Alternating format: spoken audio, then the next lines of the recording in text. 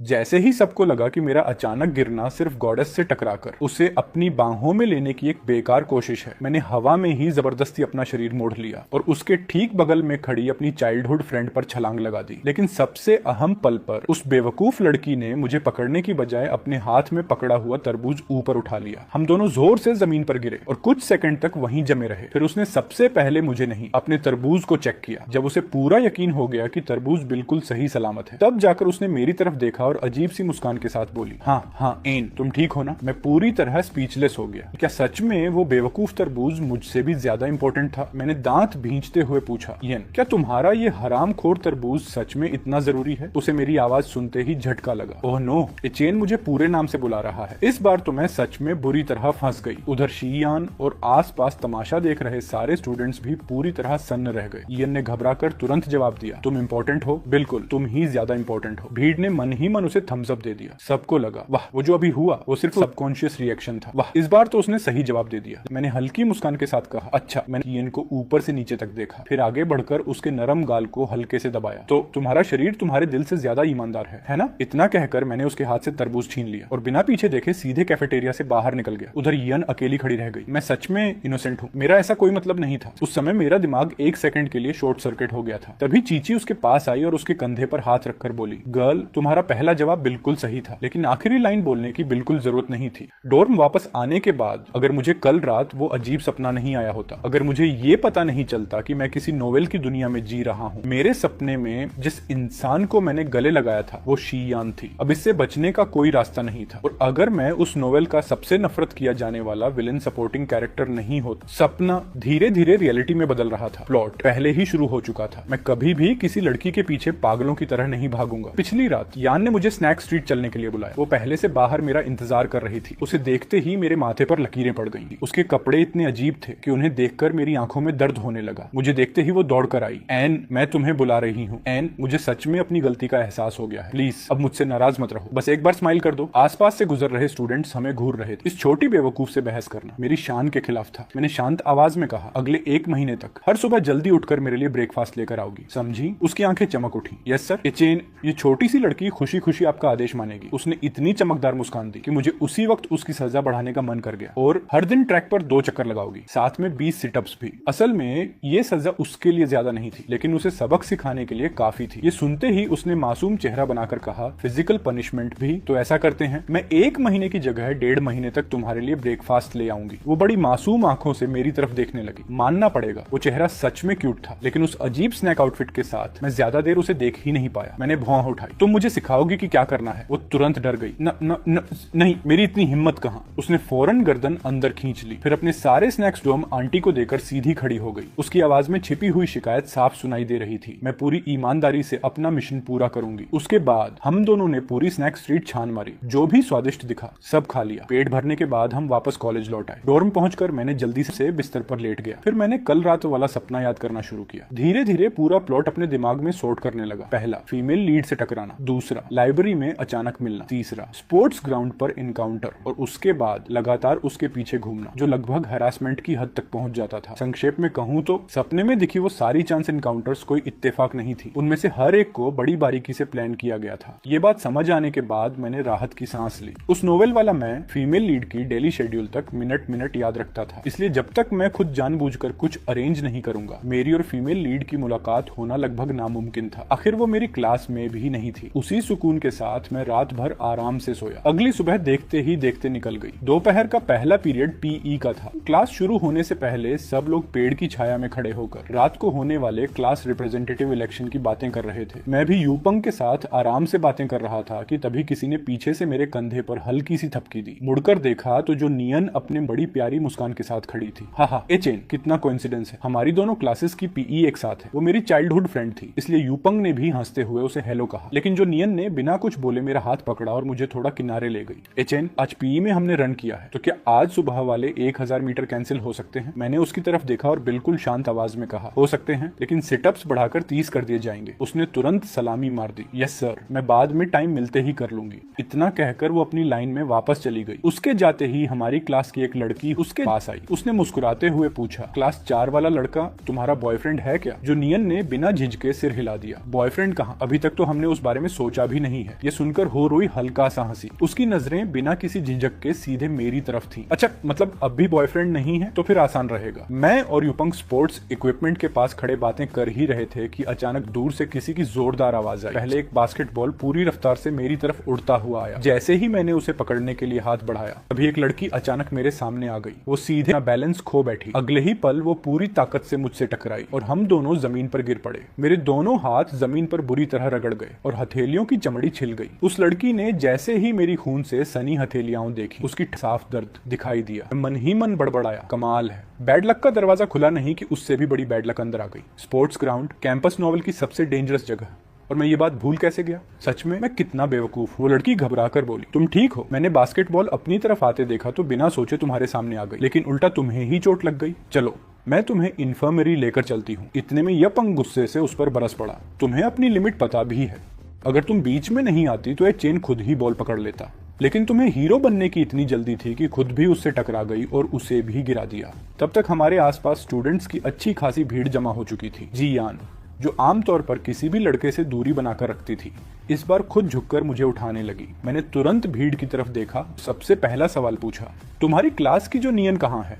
भीड़ में से किसी ने जवाब दिया, वो यहाँ नहीं है। शियान ने फिर कहा, मैं तुम्हें इन्फर्मरी ले चलती हूँ। लेकिन मैं उसके साथ बिल्कुल भी नहीं जाना चाहता था। मैंने खुद चलने की कोशिश की, लेकिन उसने मेरा हाथ पकड़ लिया। जिद मत करो, स्कूल इतना बड़ा है, अगर तुम ऐसे ही चलते रहे तो पहुंचते पहुंचते बहुत टाइम लग जाएगा। स्कूल ब्यूटी खुद तुम्हारी मदद करना चाहती है, इतना स्टबर्न मत बनो। मैंने गहरी सांस ली, आंखें घुमाई और अचानक मेरे दिमाग में एक आइडिया आया। मैंने भीड़ के सबसे किनारे खड़ी एक गोल मटोल लड़की की तरफ इशारा किया, जो भीड़ में घुस ही नहीं पा रही थी। अरे, तुम मेरी एक हेल्प करोगी? कैंपस इतना बड़ा है, मुझे इन्फर्मरी का रास्ता नहीं पता, क्या तुम मुझे वहां तक ले चलोगी? मेरी बात सुनते ही शियान हल्का सा भौहें सिकोड़कर मुझे देखने लगी। उसे समझ ही नहीं आया, जब वो खुद मेरे सामने खड़ी है तो मैं उससे मदद लेने की बजाय किसी अनजान लड़की से क्यों कह रहा हूँ? क्या उसने कोई गलती कर दी थी? चारों तरफ से आती जलन और हैरानी भरी नजरों के बीच सुचीची चुपचाप आगे आगे चलने लगी और मुझे इन्फर्मरी की तरफ ले जाने लगी। जब उस पीछे पीछे चियान, हुरुई और कुछ दूसरे स्टूडेंट्स भी चले आ रहे थे। यूपंग और बाकी लड़के भी साथ आने वाले थे, लेकिन मैंने उन्हें मना कर दिया। कुछ देर बाद हम आखिरकार इन्फर्मरी पहुंच गए। सुचीची ने बहुत सावधानी से और बिना कुछ कहे धीरे धीरे मेरी शर्ट की स्लीव्स और पैंट के किनारे ऊपर मोड़ने लगी। स्कूल की नर्स ने मुझे देखते ही मेरी चोटें चेक करनी शुरू कर दी। फिर थोड़ा हैरान होकर बोली, अरे बाप रे बेटा, इतनी बुरी तरह कैसे गिर गए? हुरुई ने जल्दी से जवाब दिया, बास्केटबॉल लग गई थी इसलिए गिर गए। नर्स ने सिर हिलाया और फिर मुझसे पूछा, घुटनों और हथेलियों के अलावा कहीं और भी दर्द हो रहा है? उसका सवाल सुनते ही सब चुप हो गए। सच कहूं तो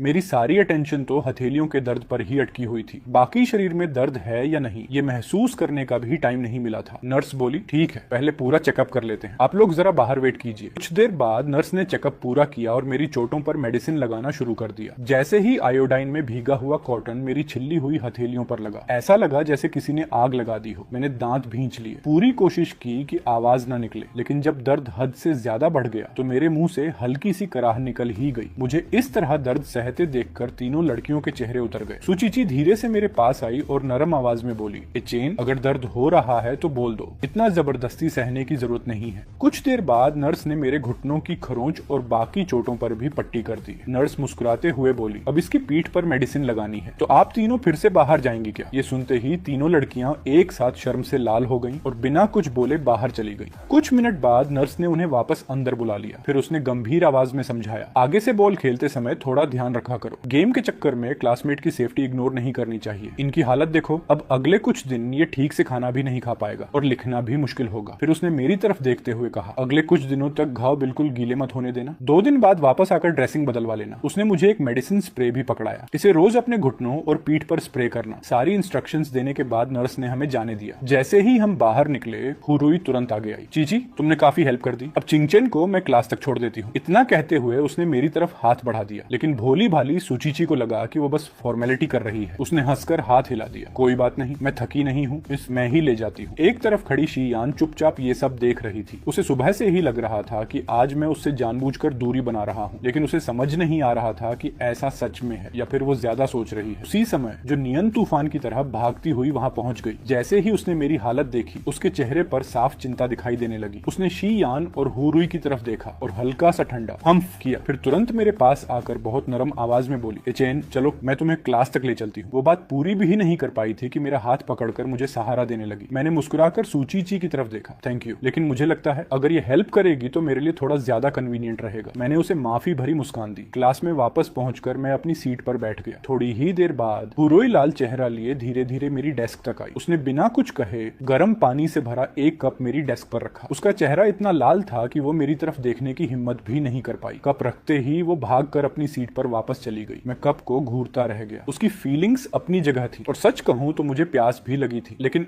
मेरे दोनों हाथ बैंडेज से लिपटे हुए थे। बाथरूम जाना भी मुश्किल हो रहा था। अब अगर मैं इतना हॉट वाटर पी लूं तो बार बार बाथरूम कैसे जाऊंगा। किसी तरह आफ्टरनून की सारी क्लासेस खत्म हुई। तभी जो नियन का मैसेज आया, कैफेटेरिया चलोगे या मैं टेकआउट लेकर आ जाऊं। मैं बिल्कुल नहीं चाहता था कि लोग मुझे कैफेटेरिया में ऐसे देखें जैसे किसी जू का एनिमल देख रहे हो, इसलिए मैंने तुरंत रिप्लाई किया, टेकआउट ले आओ, मैं कैंपस प्लाजा में वेट करता हूँ। ज्यादातर स्टूडेंट्स के जाने का इंतजार करने के बाद मैं लंगड़ाता हुआ कैंपस प्लाजा की तरफ चल पड़ा। जैसे ही मैं पहुंचा उसी समय जो नियन भी 2 लंच बॉक्स लेकर आ गई। हम दोनों पत्थर की मेज पर बैठकर खाना खाने लगे। खाते खाते वो बोली, अगले कुछ दिनों में अगर किसी भी चीज की जरूरत पड़े तो सीधे यांगजिया से बोल देना, वो तुम्हारी क्लास में है और मेरी बेस्ट फ्रेंड भी। मैंने आराम से खाना खाते हुए जवाब दिया, इतनी भी बड़ी बात नहीं है, मेरी चोट 2-4 दिनों में अपने आप ठीक हो जाएगी। फिर जो नियन ने खाते खाते कहा, अच्छा हाँ, मम्मी पूछ रही थी कि एक्सचेंज स्टूडेंट बनकर यहाँ आने के बाद तुम्हें स्कूल में सब ठीक लग रहा है या नहीं। मैंने उन्हें ये नहीं बताया कि तुम्हें चोट लगी है, लेकिन उन्होंने कहा कि उनका एक क्लाइंट भी इसी स्कूल में पढ़ता है। वो पूछ रहे थे कि क्या तुम अभी भी जॉब्स ले रहे हो। इतना कहकर जोनियन ने मेरी बैंडेज से लिपटी हुई हथेलियों की तरफ देखा और धीरे से बोली, मुझे तो लगता है कि तुम्हें अब भी आराम करना चाहिए। वैसे भी अभी तुम्हारे पास पैसों की कोई कमी नहीं है। मैंने आराम से खाना खाते हुए पूछा, हमारे स्कूल का ही है? मुझे तो याद नहीं कि मैं उसे जानता हूँ। जो नियन ने सिर हिलाया, हाँ इसी स्कूल का है। उन्होंने पहले भी कांटेक्ट किया था, लेकिन उस समय हम बीजिंग में थे। डिस्टेंस ज्यादा होने की वजह से तुमने जॉब नहीं ली। अब उन्हें पता चला कि तुम एक्सचेंज स्टूडेंट बनकर वापस आए हो, तो उन्होंने फिर से मेरी मम्मी से कांटेक्ट किया। मैंने अपना हाथ आगे बढ़ाया, जो नियन क्लाइंट की डिटेल्स भेजो, पहले देखता हूँ। उसने तुरंत फाइल फॉरवर्ड कर दी, ये लो। लेकिन मम्मी अभी भी यही कह रही थी कि तुम्हें ये जॉब नहीं लेनी चाहिए। मैंने फाइल जल्दी पढ़ी, फिर हल्की सी मुस्कान आई, वाह ये तो हाई क्वालिटी क्लाइंट है, रिक्वायरमेंट्स भी कम है और पेमेंट भी काफी अच्छी है। ऐसे एंजल क्लाइंट रोज रोज नहीं मिलते, मैं ये जॉब ले रहा हूँ। जो नियन कुछ देर तक मुझे देखती रही, फिर धीरे से बोली, एचेन क्या तुम सच में थोड़ा रेस्ट नहीं कर सकते? इतनी जल्दी भी क्या है? तुम्हें सच में पैसों का बहुत ज्यादा लालच है। दोपहर की क्लासेस खत्म होने के बाद भी मैं तुरंत नहीं निकला। यूपंग भी मेरे साथ क्लास में ही रुका रहा। जब ज्यादातर स्टूडेंट्स जा चुके तभी जोनियन अंदर आई, लेकिन इस बार उसके पीछे पीछे हुरुई और शियान भी चली आई। शियान को लगता था कि मैं उसकी वजह से घायल हुआ हूँ, इसलिए उसकी जिम्मेदारी बनती है, लेकिन उन्हें देखते ही मेरा सिर दर्द करने लगा। पूरा कैंपस स्टूडेंट से भरा हुआ था। एक तरफ जोनियन मुझे सहारा देकर चला रही थी और पीछे 2-2 खूबसूरत लड़कियां चल रही थी। दूर से देखने पर ऐसा लग रहा था जैसे कोई सेलिब्रिटी अपने पूरे एंटोराज के साथ घूम रहा हो। मेरे लिए तो ये सीन किसी नाइटमेयर से कम नहीं था। ये तो बिल्कुल उसी तरह का ओपनिंग था जो हर विलन सपोर्टिंग कैरेक्टर के साथ होता है। शुरुआत जितनी ज्यादा चमकदार होती है, आगे जाकर उतनी ही बुरी तरह बेइज्जती होती है। जोनियन के सहारे चलते हुए मैं मन ही मन बस यही सोच रहा था, काश मैं यहीं बेहोश होकर गिर जाऊं, अपनी कैनन फोडर वाली किस्मत याद करके और अपने आसपास घूम रही इन बिल्कुल अनजान फीमेल लीड्स को देखकर। मुझे लगा मेरी जिंदगी सच में अंधेरे से भरी हुई है। डॉम वापस पहुंचते ही मैंने जोनियन द्वारा भेजे गए कॉन्टेक्ट को ऐड कर लिया। सामने वाले ने तुरंत रिक्वेस्ट एक्सेप्ट कर ली। हमने टाइम भी फिक्स कर लिया। ये काम खत्म होते ही मैंने चैन की सांस ली। सोचा था अब थोड़ा आराम करूंगा, लेकिन रात के ठीक 8 बजे स्कूल फोरम पूरी तरह फट पड़ा। किसी ने स्पोर्ट्स ग्राउंड वाली मेरी फोटो अपलोड कर दी थी और देखते ही देखते पूरा स्कूल उसी की बात करने लगा। फोटो में मेरे बिखरे हुए बाल आधा चेहरा ढके हुए थे। जिसने फोटो अपलोड की थी उसने नीचे सिर्फ 2 शब्द लिखे थे, यू आर वेलकम। बस पूरा फोरम पागल हो गया। मैं तो इन्हें अपना नया कैंपस गॉड घोषित करता हूँ। इतने लुक्स हैं, ये तो आराम से कैंपस आइडल बन सकते हैं। इनकी वो टूटी हुई उदास वाली वाइब सीधे दिल पर लग रही है, लेकिन जहाँ तारीफ होती है वहाँ हेटर्स भी पहुंच ही जाते हैं। ऊपर वाले लोग ऐसे ओवर रिएक्ट क्यों कर रहे हैं? मुझे तो ये बिल्कुल एवरेज लग रहा है। हमारे यंग मास्टर डू के सामने तो कुछ भी नहीं है। फिर कुछ लोग आग में घी डालने भी आ गए। ऊपर वाले की जेलसी स्क्रीन से बाहर निकल रही है। सुना है ये ट्रांसफर स्टूडेंट किसी साधारण फैमिली से है, जबकि यंग मास्टर डू के पेरेंट्स बीजिंग के टॉप बिलियनियर्स हैं। ऊपर से उनकी और शियन की तो बचपन से एंगेजमेंट जैसी है। ये नया लड़का आखिर किस बात में उनसे कंपटीशन करेगा? अगले दिन क्लासेस खत्म होने के बाद पूरी क्लास आराम से बातें कर रही थी, तभी बाहर अचानक शोर मच गया। कुछ लड़कों का ग्रुप क्लास में घुस आया। सबसे आगे खड़ा लड़का ऊंची आवाज में बोला, इनमें से चिंगचन कौन है? उस समय मैं आराम से लॉलीपॉप खाते हुए फोन चला रहा था। अचानक बीच में डिस्टर्ब होने पर मैं थोड़ा चिढ़ गया। गया। मैं धीरे से खड़ा हुआ और पूछा, तुम कौन हो और मुझसे क्या काम है? सामने वाला लड़का चेन शुवेई मुझे ऊपर से नीचे तक कई बार देखने लगा, फिर हल्का सा मुस्कुराया। तो तुम ही हो, चिंग चेन मानना पड़ेगा। लुकस बुरे नहीं है, लेकिन अब भी मेरी बराबरी नहीं कर सकते। वो सीधे मेरे सामने आकर खड़ा हो गया, फिर मुस्कुराकर बोला, मैं चेन शुवेई हूँ। तुम नए ट्रांसफर स्टूडेंट हो, है ना? लेकिन एक बात समझ नहीं आई, हमारे सर्कल में तुम्हारा नाम मैंने पहले कभी क्यों नहीं सुना? मुझे थोड़ा हैरानी हुई। अच्छा,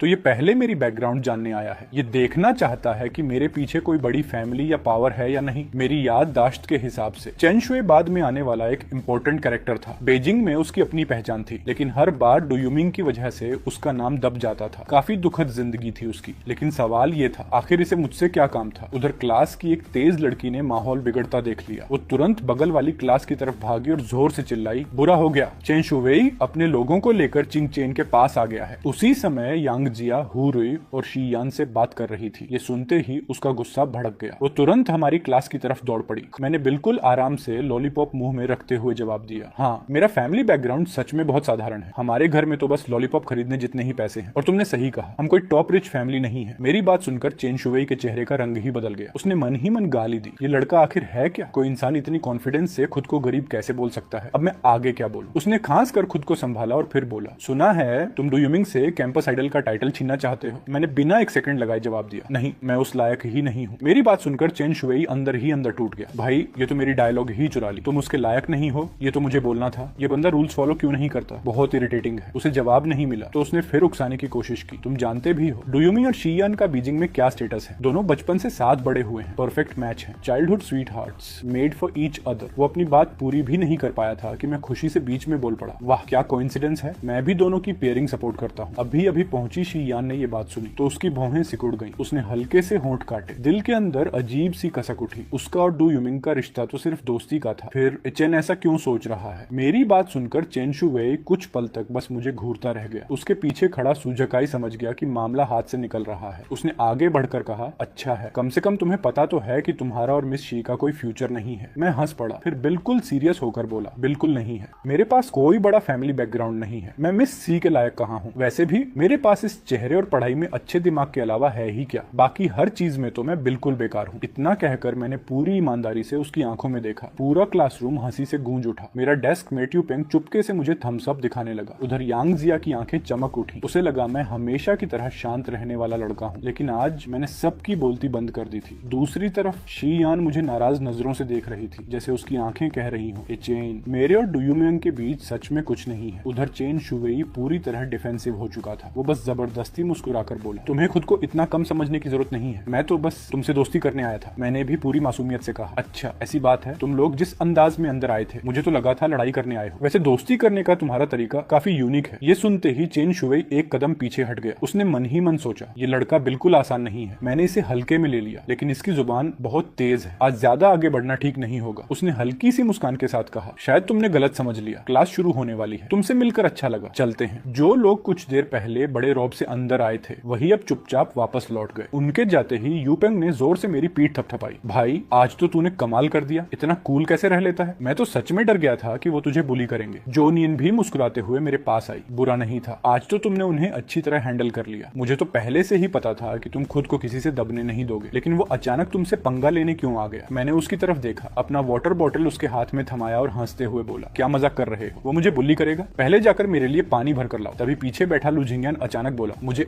शायद वजह पता है। पूरी क्लास एक साथ उसकी तरफ देखने लगी। उसने धीरे धीरे समझाना शुरू किया, कल रात स्कूल फोरम पर हर कोई ए चेन की तारीफ कर रहा था, शायद तुम लोग नहीं जानते, लेकिन चेन शुवेई हमेशा से सेकंड प्लेस पर रहा है। हर बार डू यूमिंग उससे आगे निकल जाता है। अब अचानक ए चेन ट्रांसफर होकर आया और आते ही पूरे स्कूल का अटेंशन उसकी तरफ चला गया। उसे लगा उसकी पोजीशन भी छिन जाएगी, इसलिए वो जानबूझकर यहाँ आया था। स्कूल में तो बड़ा एंटरटेनमेंट चलता रहता है, बड़ा मुझे भी यही लगता है। चेन शुवेई को सच में ए चेन से थ्रेट महसूस होने लगा है। पहले ही सेकंड प्लेस पर अटका हुआ था, अब शायद उसे डर है कि वो भी नहीं बचेगा। तुम लोगों के बीच तो काफी ड्रामा चल रहा है, आज तो मजा ही आ गया। उसी समय बगल वाली क्लास की एक लड़की मुस्कुराकर शी यान से बोली, यान तुम्हारे ए चेन ने तो तुम्हारी और डू यूमिंग की पेयरिंग भी सपोर्ट कर दी। शी यान ने कुछ नहीं कहा, लेकिन अंदर ही अंदर उसका मूड बिल्कुल खराब हो चुका था। असल में उसका और डू यूमिंग का रिश्ता सिर्फ बचपन की दोस्ती का था, लेकिन बचपन से ही हर कोई यही मानता आया था कि दोनों बड़े होकर साथ होंगे। पहले उसे इन बातों की परवाह नहीं थी, इसलिए उसने कभी किसी को एक्सप्लेन भी नहीं किया। लेकिन आज वही बात जब ए चेन के मुंह से सुनी तो जाने क्यों उसे बहुत बहुत बुरा लगा। उसने मन ही मन सोचा, हमारे घर में कभी पैसे देखकर रिश्ता नहीं चुना जाता, जब तक सामने वाला इंसान अच्छा हो बस वही काफी है। लेकिन ए चेन की बातों से तो ऐसा लगा जैसे मैं सिर्फ रिच बॉयज को ही पसंद करता। मैं ऐसी लड़की बिल्कुल नहीं हूँ। अगली सुबह जब मेरी आंख खुली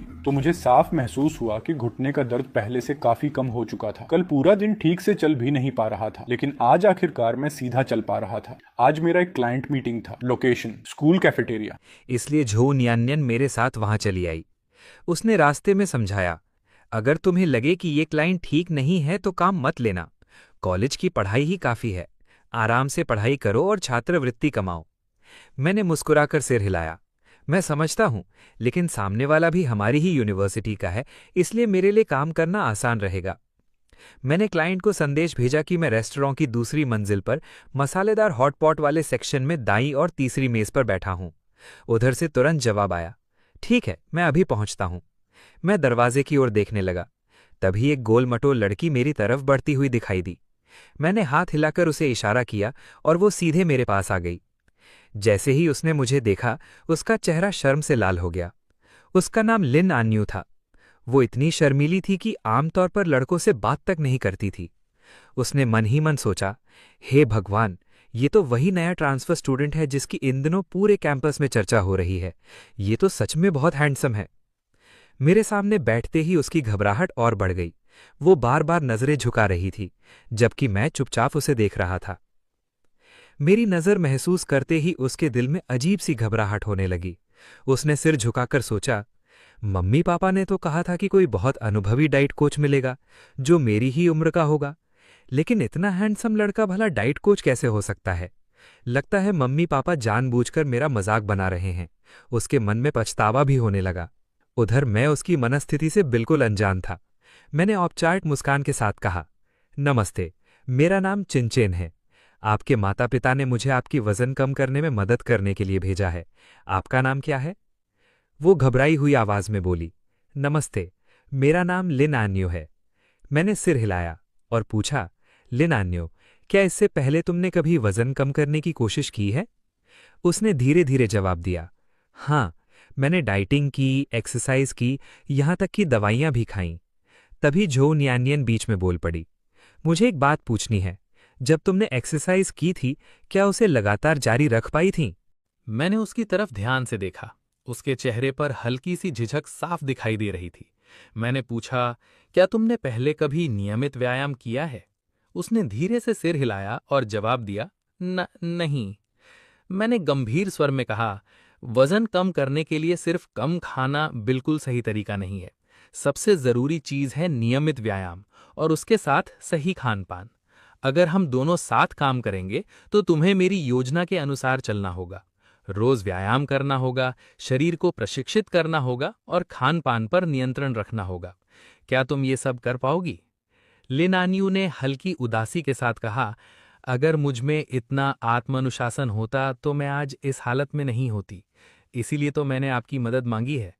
मैं मुस्कुराया और उसे भरोसा दिलाते हुए बोला, मेरा काम तुम्हें मजबूर करना नहीं, बल्कि तुम्हारा मार्गदर्शन करना और तुम्हें हिम्मत देना है। वजन कम करने का सफर आसान नहीं होता। कई बार इंसान अकेलेपन की वजह से बीच रास्ते में हार मान लेता है। अगर तुम चाहो तो मैं तुम्हारे साथ मैदान में दौड़ूंगा, तुम्हारे साथ अभ्यास करूंगा और हर कदम पर तुम्हारा साथ दूंगा। मेरी बात सुनते ही उसकी आंखें चमक उठी। उसने उत्साहित होकर कहा, सच? कोई मेरे साथ दौड़ेगा, मेरे साथ बैडमिंटन खेलेगा? ये तो बहुत अच्छी बात है। इस स्कूल में मेरा कोई दोस्त नहीं है। अगर कोई मेरे साथ रहेगा तो शायद पहली बार मुझे ऐसा लगेगा कि मुझे भी किसी ने अपनाया है। मैंने देखा कि वो सचमुच इस बारे में गंभीर थी, इसलिए मैंने कहा, बिल्कुल, लेकिन अगर तुम्हें ये ठीक ना लगे तो कोई जबरदस्ती नहीं होगी। मैं सिर्फ मेरी बात पूरी भी नहीं हुई थी कि उसने तुरंत कहा, मैं तैयार हूं। मैंने संतोष से मुस्कुराते हुए कहा, बहुत बढ़िया, तुम सच में बहादुर हो। इसके बाद हमने तय किया कि जब उसकी तबीयत ठीक हो जाएगी तो हम साथ बैठकर खाना खाएंगे और उसकी खाली क्लासों के समय नियमित अभ्यास शुरू करेंगे। खाना खाने के बाद हम तीनों वापस क्लास में लौट आए। रात को हॉस्टल पहुंचकर लिनान्यू नहाकर बिस्तर पर लेटी ही थी कि उसकी मां का संदेश आया, बेटा, आज उस वजन कम कराने वाले लड़के से मुलाकात हो गई ना? मैंने तुम्हें पहले नहीं बताया था कि वो लड़का है। लिनान्यू ने तुरंत जवाब दिया, माँ, आपने पहले क्यों नहीं बताया कि वो लड़का है? उसकी माँ ने हंसते हुए लिखा, क्या लड़का या लड़की होना इतना मायने रखता है? शर्माने की जरूरत नहीं। लोगों ने उसकी बहुत तारीफ की है। वजन कम कराने में वो सचमुच माहिर है। चलो, कोशिश करके देखते हैं। सोचो, जब तुम पतली हो जाओगी और फिर एक हैंडसम बॉयफ्रेंड भी मिल जाएगा तो कितना अच्छा होगा। ये पढ़कर लेनान्यू एक तरफ शर्म से लाल हो गई तो दूसरी तरफ थोड़ा परेशान भी हुई। तभी उसका मोबाइल फिर से बजा। मेरा संदेश था, क्या तुम्हें कोई खेल पसंद है? वो घबरा गई। रात में उसे बहुत कम लोग संदेश भेजते थे। उसने तुरंत जवाब दिया, नहीं, मुझे खेल बिल्कुल पसंद नहीं है। मुझे तो बस लेटे रहना अच्छा लगता है। मैंने उसका संदेश पढ़कर कुछ देर सोचा और फिर लिखा, तो चलो, बैडमिंटन, वॉलीबॉल और टेबल टेनिस में से कोई एक चुन लेते हैं। जो तुम्हें सबसे कम नापसंद हो उसी से शुरुआत करेंगे। वो स्क्रीन को देखती रह गई। कुछ देर तक समझ नहीं आया कि क्या जवाब दे। तभी मेरा अगला संदेश आया, कल सुबह साथ में नाश्ता करते हैं। मैं कैंटीन में तुम्हारा इंतजार करूंगा। अगली सुबह मैं, जाओ न्यानन और लिन आन्यू समय पर कैंटीन पहुंच गए। हम तीनों ने अपनी अपनी पसंद का खाना लिया और एक मेज पर बांट गए। तभी मैंने उसकी प्लेट की तरफ देखा और अनायास गहरी सांस ली। ये देखकर लिन आन्यू घबराकर बोली, क्या हुआ? क्या मैंने फिर कुछ गलत ले लिया है? मैंने मुस्कुराते हुए सिर हिलाया और कहा, तुमने कुछ भी गलत नहीं किया। समय पर नाश्ता करना एक अच्छी आदत है। अभी तुम्हें जितना खाना चाहिए उतना ही खाओ। मेरी बात सुनकर लेनानियों ने राहत की सांस ली। हम तीनों आराम से नाश्ता करने लगे। हमें बिल्कुल ध्यान नहीं था कि आसपास बैठे कई छात्र हमें हैरानी से देख रहे थे। उनमें से एक ने अपने दोस्त से धीरे से कहा, अरे, ये नया एक्सचेंज स्टूडेंट इसके साथ नाश्ता कैसे कर रहा है? क्या ये दोनों पहले से एक दूसरे को जानते हैं? दूसरा बोला, मुझे भी नहीं पता। सच में अजीब बात है। लगता है छिनचैन के दोस्त तो हमारी सोच से कहीं ज्यादा है। मैंने उनकी फुसफुसाहट पर बिल्कुल ध्यान नहीं दिया। तभी मैंने देखा कि लिन आन्यू अपना दूसरा बन खत्म करने वाली थी।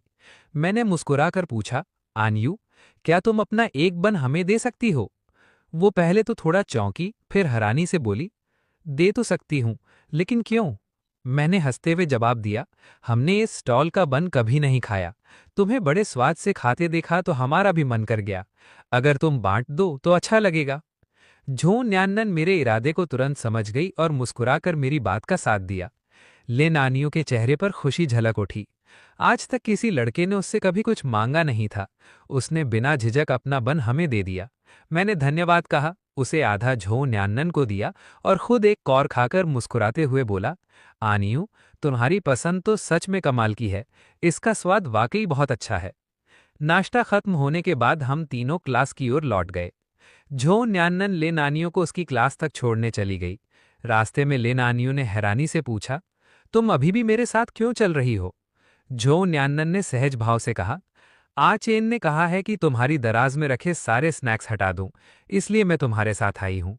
ये सुनते ही लिन आनियों का चेहरा उतर गया। उसने दुखी होकर कहा, इतनी सख्ती?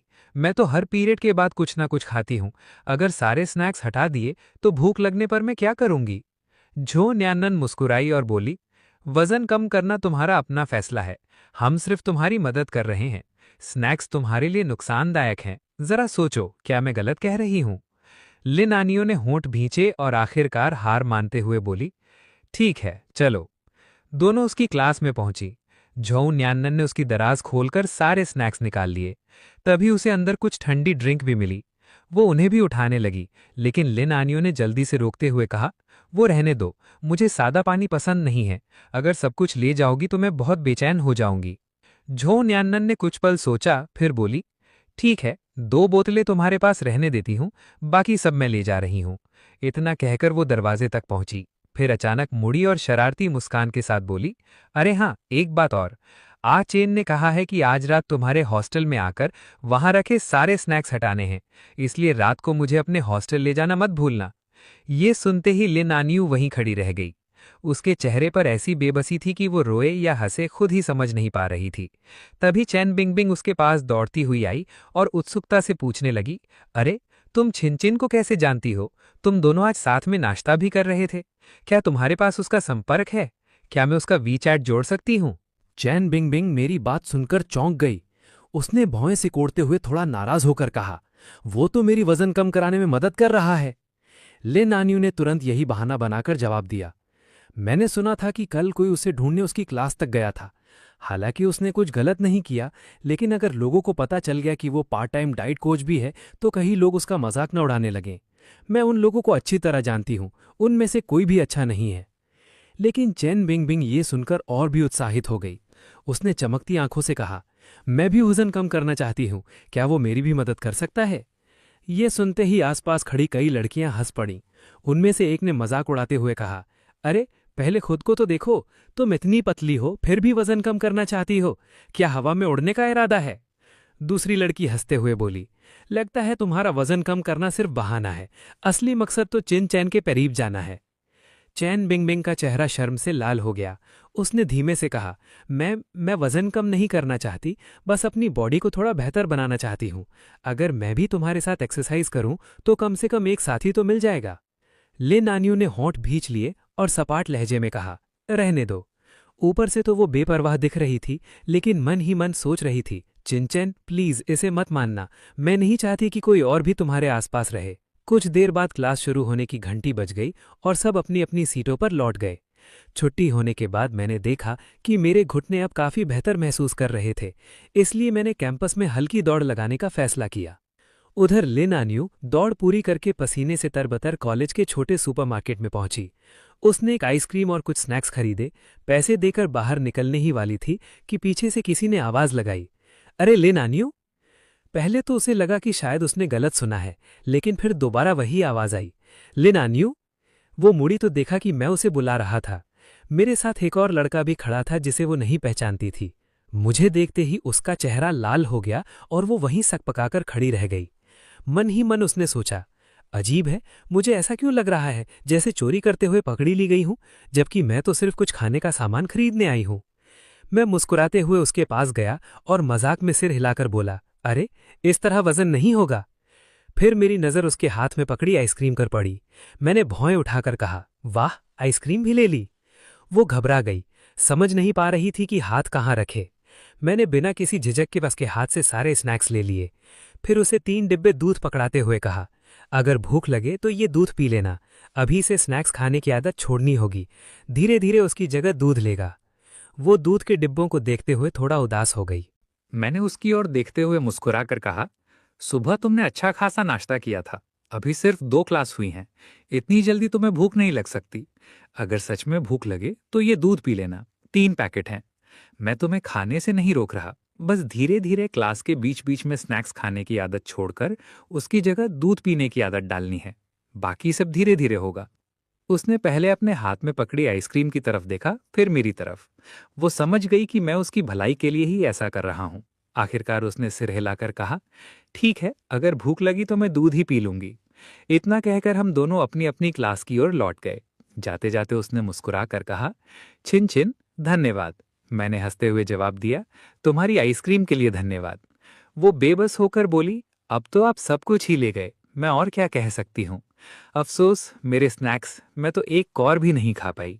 क्लास की ओर लौटते समय यूपेंग ने मुझसे पूछा, आचिन, क्या यही वो लड़की है जिसकी तुम वजन कम कराने में मदद कर रहे हो? मैंने आइसक्रीम का एक कौर खाते हुए सहज स्वर में कहा, हाँ। उसका वजन कम करना आसान नहीं होगा, उसकी बुनियाद ही काफी भारी है, इसलिए इसमें लंबा समय लगेगा। मैं अच्छी तरह जानता था कि वजन कम करना कोई 1-2 दिन का काम नहीं है। सबसे पहले उसे बार बार स्नैक्स खाने की आदत छोड़नी होगी। उसके बाद धीरे धीरे दोपहर और रात के खाने की मात्रा कम करनी होगी। साथ ही नियमित व्यायाम भी जरूरी होगा। चाहे उसका वजन बहुत जल्दी कम ना हो, लेकिन कम से कम वो अच्छी खानपान की आदतें तो सीख जाएगी और आगे के लिए एक मजबूत नींव तैयार हो जाएगी। दोपहर की क्लास खत्म होने के बाद मैं और लिन आन यू खेल के मैदान पहुंचे। सितंबर की दोपहर का मौसम काफी सुहावना था। आसपास कई लड़कियां मैदान में टहल रही थीं। ये दृश्य लिन आन यू के लिए बिल्कुल नया था। वो पहले कभी मैदान में ज्यादा नहीं आई थी। दूसरे लोगों की तरह घूमने फिरने के बजाय वो ज्यादातर हॉस्टल या क्लास में बैठकर स्नैक्स खाते हुए उपन्यास पढ़ना पसंद करती थी। हम मैदान के एक शांत कोने में जाकर खड़े हो गए। थोड़ी दूर पर सिंगल बार और बाकी फिटनेस उपकरण लगे थे। उसके चेहरे पर हल्की सी घबराहट देखकर मैं मुस्कुराया और बोला, 2 दिन पहले मेरे हाथ में चोट लगी थी, इसलिए आज मैं तुम्हारे साथ बैडमिंटन नहीं खेल सकता। आज हम सिर्फ हल्का फुल्का व्यायाम करेंगे, ठीक है? उसने चुपचाप सिर हिला दिया। मैंने आगे कहा, पहले कंधे घुमाकर शरीर को गर्म करो, उसके बाद 70 पुशअप्स लगाने हैं। ये सुनते ही उसने राहत की सांस ली। उसके मन में आया, अच्छा हुआ, सिर्फ 70 ही हैं, किसी तरह कर लूंगी। कम से कम इसके सामने शर्मिंदा तो नहीं होना पड़ेगा। उसने पहले शरीर को गर्म किया और फिर पूरी ईमानदारी से पुशअप्स लगाने शुरू कर दिए। मैं पास की सीढ़ी पर बैठ गया और चुपचाप उसे अभ्यास करते हुए देखने लगा। कुछ देर बाद वो उठकर खड़ी हुई। उसका पूरा चेहरा पसीने से भीग चुका था। मैंने संतुष्टि से सिर हिलाते हुए कहा, बहुत अच्छा, पूरा कर लिया। वो कुछ नहीं बोली। उसकी सांसें तेज चल रही थीं और वो लगातार हाथ से खुद को हवा कर रही थी। मैं मुस्कुराकर बोला, आनियू, चलो थोड़ा आराम कर लेते हैं, उसके बाद 70 स्क्वाट्स भी कर लेंगे, ठीक है? मेरी बात सुनते ही वो एकदम चौंक गई। फिर थोड़ी उदासी से बोली, क्या अभी और भी करने हैं? मैंने हंसते हुए सिर हिलाया। उसने गहरी सांस ली और बोली, ठीक है, लेकिन मुझे 3 मिनट आराम करने दो। आराम करने के बाद लिन आनियू ने एक बार फिर नए अभ्यास की शुरुआत की। स्क्वाट्स करते करते जब उसने 52 तक गिनती पहुंचाई तो उसके पैरों में तेज दर्द होने लगा। सांसें बुरी तरह फूल चुकी थीं और पूरा शरीर भारी लगने लगा था। उसने मन ही मन सोचा, नहीं, अब मुझसे बिल्कुल नहीं होगा। मैं सच में बहुत थक गई हूं, क्या यहीं हार मान लूं? लेकिन अगले ही पल उसने मेरी तरफ देखा, होंठ बीचे और खुद को फिर से संभाल लिया। उसने मन ही मन खुद को समझाया, मैं ऐसे हार नहीं मान सकती। मैं नहीं चाहती कि वो मुझे कमजोर समझे। चाहे जितनी मुश्किल हो, मुझे पूरा करना ही होगा। मैंने उसके चेहरे पर साफ झलक रही जिद देखी, लेकिन उसे रोका नहीं। वो जैसे तैसे एक एक स्क्वाट पूरा करती रही। बीच में मैंने सहजता से पूछा, आनियू, कितने हो गए? वो हाँफते हुए बोली, 59। तभी मैंने मुस्कुराकर कहा, अरे बस 11 और। क्या यही तुम्हारी सीमा है? उसने कुछ नहीं कहा, बस दांत भींच लिए और पहले से भी तेज गति से स्क्वाट्स पूरे करने लगी। आखिरकार उसने पूरे 70 स्क्वाट्स खत्म कर लिए। मैंने समय देखा और कहा, चलो अब खाना खाने चलते हैं। हम दोनों साथ में कैंटीन पहुंचे। लिन आनियू इतनी थक चुकी थी कि वो तरह तरह का खाना खरीदने लगी। कई बार अलग अलग स्टॉल पर जाकर अपनी पसंद की चीजें लेने के बाद वो आखिरकार ट्रे लेकर बैठ गई। उसने देखा कि मैं शांत बैठा मोबाइल चला रहा हूं। वो हैरानी से बोली, आप खाना लेने क्यों नहीं गए? क्या आप भी डाइट कर रहे हैं? क्या आजकल लड़के भी इतने मेहनती हो गए हैं? मैंने मोबाइल नीचे रखकर मुस्कुराते हुए कहा, ऐसी कोई बात नहीं। मैं तो अभी और लंबा होना चाहता हूं, इसलिए अच्छा खाना ही खाता हूं। मेरी बात सुनकर उसकी आंखें फैल गईं। अचानक उसे कुछ याद आया और उसकी आंखें हल्की सी लाल हो गईं। उसने मन ही मन सोचा, अरे मुझे ही सर के लिए खाना खरीद देना चाहिए था। अब तो वही मुझे सिखा रहे हैं और मैं खुद ही भूल गई। वो तुरंत खड़ी हो गई और बोली, आप क्या खाएंगे? मैं अभी लेकर आती हूं। मैंने उसकी तरफ देखा, फिर उसकी ट्रे में रखे मसालेदार सूप की ओर इशारा करते हुए पूछा, आनियो, ये मसालेदार सूप कितने का है? उसने मासूमियत से जवाब दिया, 42 युआन। अच्छा लग रहा है ना? मैंने सिर हिलाया। बिना कुछ कहे वो सूप अपनी तरफ खींच लिया और मुस्कुरा कर बोला, अगर तुम रात में ये मसालेदार सूप पियोगी तो आज की सारी मेहनत बेकार हो जाएगी। ये सूप मैं पी लेता हूं। लिन आनियो कुछ कहना चाहती थी लेकिन कह नहीं पाई। आखिर उसने चुपचाप अपने अंडे वाले चावल खाने शुरू कर दिए। मैंने एक घूंट मसालेदार सूप पिया तो तीखा पर सीधे गले में उतर गया। माथे पर पसीने की बूंदें आ गईं और हल्की सी खांसी भी निकल गई। ये देखकर लिन आनियो बेचैन हो गई। उसने मन ही मन खुद को डांटा, काश मैं इतना तीखा खाना न लेती, बेवजह इन्हें तकलीफ हो रही है। उसने झिझकते हुए अपना आधा भरा हुआ तरबूज का जूस मेरी ओर बढ़ा दिया। मैंने जूस पीने के बाद सहज भाव से कहा, इतना मीठा भी ठीक नहीं है। फिर मुस्कुरा कर पूछा, वैसे इसमें नूडल्स कितने ग्राम डलवाए हैं? मैंने उसकी प्लेट की तरफ देखकर मुस्कुराते हुए कहा, तुमने नूडल्स कुछ ज्यादा ही ले लिए हैं, इन्हें पूरा खत्म भी नहीं कर पाओगी। मेरी बात सुनते ही लिन आनियो के मन का सारा बोझ जैसे पल भर में हल्का हो गया। उसके चेहरे पर फिर से मुस्कान लौट आई। उसने शरारती अंदाज में अपना हाथ मेरी ओर बढ़ाते हुए कहा, अगर इतनी ही चिंता है तो मेरा तरबूज का जूस वापस कर दीजिए। हम दोनों हंसते हंसते खाना खत्म करके उठे। जब लिन आनियो ट्रे वापस रखकर लौटी तो उसने देखा कि उसके मोबाइल पर पैसे आने का संदेश था। वो हैरानी से मेरी ओर देखने लगी और बोली, आपने मुझे पैसे क्यों भेजे? मैंने मोबाइल जेब में रखते हुए चलते चलते कहा, सुबह तुम्हारे जो स्नैक्स मैंने ले लिए थे उनके पैसे वापस कर रहा हूं और आज रात के खाने का हिसाब भी इसमें जोड़ दिया है। लिन आनियो ने तुरंत सिर हिलाया और बोली, नहीं, पैसे मत भेजिए। मैं समझती हूं कि आप जो कुछ भी कर रहे हैं वो सब मेरी भलाई के लिए है।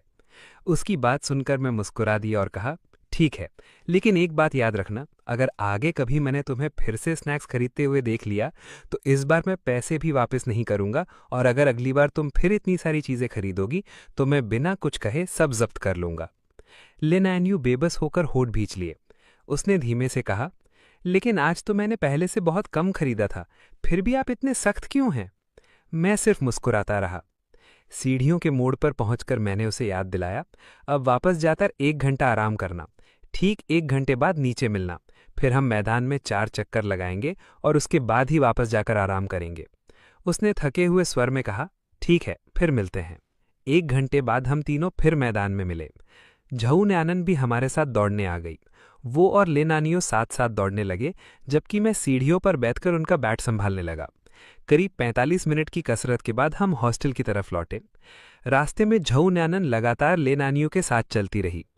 आखिरकार लेनानियो ने थककर पूछा, तुम हर समय मेरे पीछे पीछे क्यों चल रही हो? झऊ न्यानन ने बिना झिझक जवाब दिया, तुम्हारे सारे स्नैक्स जब्त करने हैं, सुबह चैन ने मुझे यही काम दिया था। लिन आनियो ने बेबसी से माथा पकड़ लिया। हे भगवान, अब तो हॉस्टल भी नहीं छोड़ोगे? मैंने तो पहले ही कहा था कि मेरे सारे स्नैक्स क्लास में थे और तुम सब ले गई थी। झऊ न्यानन्या से शक भरी नजर से देखा और हंसते हुए बोली, कम बातें बनाओ, तुम्हारी इस बात पर कोई भरोसा नहीं करेगा।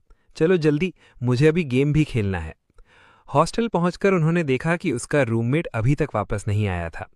झऊ न्यानन ने बिना समय गवाए उसकी दराज, अलमारी और जहां जहां कुछ रखा हो सकता था सब जगह तलाशना शुरू कर दिया। थोड़ी ही देर में उसे सचमुच कई पैकेट स्नैक्स मिल गए। वो खुशी से गुनगुनाने लगी, यही तो मेरी मेहनत का इनाम है। लेनानियो दुखी होकर बोली, वो सब मेरे मानसिक सहारे हैं, उनमें से कुछ चॉकलेट तो मेरे पापा विदेश से लाए थे। लेकिन झऊ न्यानन ने उसकी एक भी बात नहीं सुनी। उसने एक प्लास्टिक का बैग उठाया, सारे स्नैक्स उसमें भर दिए और हंसते हुए बोली, मैं चलती हूँ, बाय। इतना कहकर वो अपनी जीत की निशानी की तरह वो बैग लहराते हुए बाहर निकल गई। लिन आनियू बस उसकी पीठ को देखती रह गई और मन ही मन बड़बड़ाई, तुम लोग सच में बहुत निर्दयी हो। कुछ ही देर बाद उसका रूममेट लियू जियाजिया वापस आया। उसके पीछे पीछे चेन बिंगबिंग भी अंदर आ गई। जैसे ही चेन बिंगबिंग ने लिन आनियो को देखा, उसकी आंखें चमक उठी और वो उत्साह से उसके पास दौड़ती हुई आ गई। चैन बिंगबिंग उत्साह से बोली, अपना संपर्क मुझे भी दे दो ना। मैंने सुना है कि आज दोपहर तुम लोग मैदान में साथ में अभ्यास कर रहे थे। मैं भी तुम्हारे साथ व्यायाम करना चाहती हूँ, क्या मैं भी आ सकती हूँ? लेनानियो मन ही मन बेबस हो गई। पूरे दिन चिंचैन से इतनी कड़ी ट्रेनिंग लेने के बाद उसके मन में चिंचैन की सख्त छवि बन चुकी थी। फिर भी वो दोनों के बीच किसी तरह की पहचान कराने को तैयार नहीं थी। उसने सीधे जवाब दिया, मुझसे क्यों पूछ रही हो? अगर सच में जाना है तो खुद जाकर उनसे पूछ लो। चैन बिंगबिंग ने मुंह फुलाते हुए कहा, अरे अगर तुम कह दोगी तो बात और आसान हो जाएगी। मैं तो बस दोस्ती करना चाहती हूँ। आज तुम पूरे दिन उनके साथ रही हो, बताओ ना वो असल में कैसे इंसान है? क्या सच में इतने ही नर्म स्वभाव के हैं? लेनानियो किसी की पीठ पीछे बातें करना पसंद नहीं करती थी। उसने बस इतना कहा, ठीक ही है, मुझे नहाना है। इतना कहकर वो तौलिया उठाकर बाथरूम की तरफ चली गई। चैन बिंगबिंग ने उसके जाते हुए पीछे देखा और झुंझलाकर पैर पटकते हुए बोली, सच में कुछ नहीं जानती। क्या हुआ अगर तुम पहले उनसे मिल गई? अगर तुम मेरा परिचय नहीं कराओगी तो मैं खुद रास्ता ढूंढूंगी। रात को हॉस्टल के बिस्तर पर लेटी हुई लिन आनियो ने देखा कि चिंचन ने फिर से उसके खाते में पैसे भेजे हैं। इस बार रकम पहले से भी ज्यादा थी, साथ में एक संदेश भी था, याद रहे सोने से पहले पैरों और टांगों की अच्छी तरह मालिश कर लेना, कल दर्द हो सकता है। लिन आनियो ने मुस्कुराते हुए जवाब दिया, कोई बात नहीं, मैं संभाल लूंगी। फिर संदेश भेजा, कल भी ऐसे ही मेहनत करना, आज तुमने बहुत अच्छा किया। ये संदेश पढ़ते ही उसके होठों पर अनजाने में मुस्कान आ गई। उसे अपने पिछले वजन कम करने के प्रयास याद आ गए। पहले ज्यादा से ज्यादा 1 हफ्ते में ही वो हार मान लेती थी। उसकी माँ ने भी कई बार सख्ती से उसकी निगरानी की थी, लेकिन बाद में वो फिर पहले जैसी हो जाती थी। इस बार भी उसे नहीं पता था कि वो कितने दिन तक टिक पाएगी, लेकिन मन ही मन उसने उम्मीद की कि शायद इस बार वो सच में सफल हो जाए। यही सोचते सोचते उसे नींद आ गई। अगली सुबह उठते ही उसके पूरे शरीर में दर्द था, खासकर पैरों में इतनी अकड़न थी कि बिस्तर से उतरते समय वो लगभग गिर ही गई। वो किसी तरह खुद को संभालते हुए क्लास तक पहुंची। चलते चलते वो मन ही मन बड़बड़ा रही थी, मुझे वजन कम करना ही क्यों है? जिसने भी ये तरीका बनाया है उसने लोगों को कितना परेशान किया होगा। इसी बीच उसका मोबाइल बजा। उसने देखा तो चिंचन का संदेश था, वजन कम करने के दूसरे दिन हार नहीं माननी है, चाहे जितनी मुश्किल हो अभ्यास जारी रखना। ये पढ़कर उसने गहरी सांस ली। उसका मन किसी बुझे हुए गुब्बारे की तरह बैठ गया था। वो सोचने लगी कि क्या अब भी पीछे हट सकती हूँ? नहीं, अगर दूसरे ही दिन हार मान ली तो लोग मेरा मजाक उड़ाएंगे, और सबसे बड़ी बात, मैं नहीं चाहती कि चिंचन मुझे कमजोर समझे। किसी तरह शाम की क्लास खत्म हुई। दोपहर में खाना लेने के लिए वो कैंटीन पहुंची। इस बार वो खुद ही चावल की बजाय लांजो नूडल्स वाले स्टॉल की तरफ बढ़ गई। तभी मुझे उसकी ट्रे में पहले की तुलना में काफ़ी कम खाना देखकर राहत मिली। मैं मन ही मन सोचने लगा कि आखिर मेहनत रन लाने लगी है। अचानक मुझे कुछ याद आया। मैंने उसकी तरफ देखकर मुस्कुराते हुए पूछा, कल शनिवार है, तुम आमतौर पर शनिवार कैसे बिताती हो? वो मेरी बात का मतलब समझ नहीं पाई। उसने पलकें झपकाते हुए जवाब दिया, कुछ तय नहीं होता, कभी कभी घर चली जाती हूँ। क्यों पूछ रहे हो? मैंने नींबू पानी का एक घूंट लिया और उससे पूछा, तुम्हारा घर कहाँ है? क्या इसी शहर में है? लिन आन्यू ने सिर हिलाकर कहा, हाँ, मेरा घर इसी शहर में है, जिनशू गार्डन के पास। जो नियान नियान मेरी बात समझ गया। उसने तुरंत पूछा, आन्यू, क्या तुम्हारा घर सिटी लाइब्रेरी के पास है? लिन आन्यू ने पहले सिर हिलाया, फिर दोबारा सिर भी हिला दिया। उसकी प्रतिक्रिया देखकर मैं हंस पड़ा। मैंने कहा, तुम्हारी ये हाँ और ना दोनों साथ में क्या मतलब है? वह झेंपते हुए बोला, मैं कभी सिटी लाइब्रेरी नहीं गया, लेकिन मुझे याद है कि जिनशू गार्डन के पास एक लाइब्रेरी जरूर है। मैंने संतोष से सिर हिलाया। जो नियान नियान मुस्कुराकर बोला, तो फिर तय रहा, इस शनिवार तुम हमारे साथ सिटी लाइब्रेरी चलना, वहां किताबें भी पढ़ेंगे। आन्यू, तुम्हें कोई दिक्कत तो नहीं? लिन आन्यू ने थके हुए स्वर में कहा, क्या मैं नहीं आ सकता? मैं थोड़ा थक गया हूं, शनिवार को घर पर आराम करना चाहता हूं। मैंने तुरंत उसका सुझाव ठुकरा दिया, नहीं, अगर शनिवार को तुम्हारी निगरानी नहीं करेगा तो मुझे डर है कि तुम फिर से खुलकर खाना शुरू कर दोगे। अगर हमारे साथ चलोगे तो किताबें भी पढ़ेंगे, दोपहर का खाना भी साथ खाएंगे, और तुम्हारा खान पान भी नियंत्रण में रहेगा। लिन आन्यू ने बेबस होकर कहा, कमाल है, अब तो शनिवार रविवार को भी मेरी निगरानी होगी। तुम लोग सच में अपने काम के प्रति बहुत समर्पित हो। मैंने मुस्कुराकर नींबू पानी का एक और घूंट लिया और मजाक में कहा, धन्यवाद, लेकिन इसका असली कारण तो पैसे की ताकत है। मेरी बात सुनकर यो नियान नियान हंस पड़ा। फिर उसने लिन आन्यू से कहा, तो तय रहा, कल सुबह 10 बजे सिटी लाइब्रेरी के सामने मिलते हैं। यह सुनकर लिन आन्यू घबरा गया। क्या तय हो गया? मैंने तो अभी हाँ भी नहीं कहा। हम तीनों बातें कर ही रहे थे कि तभी 2 लड़कियां हमारी मेज के पास आकर बैठ गईं।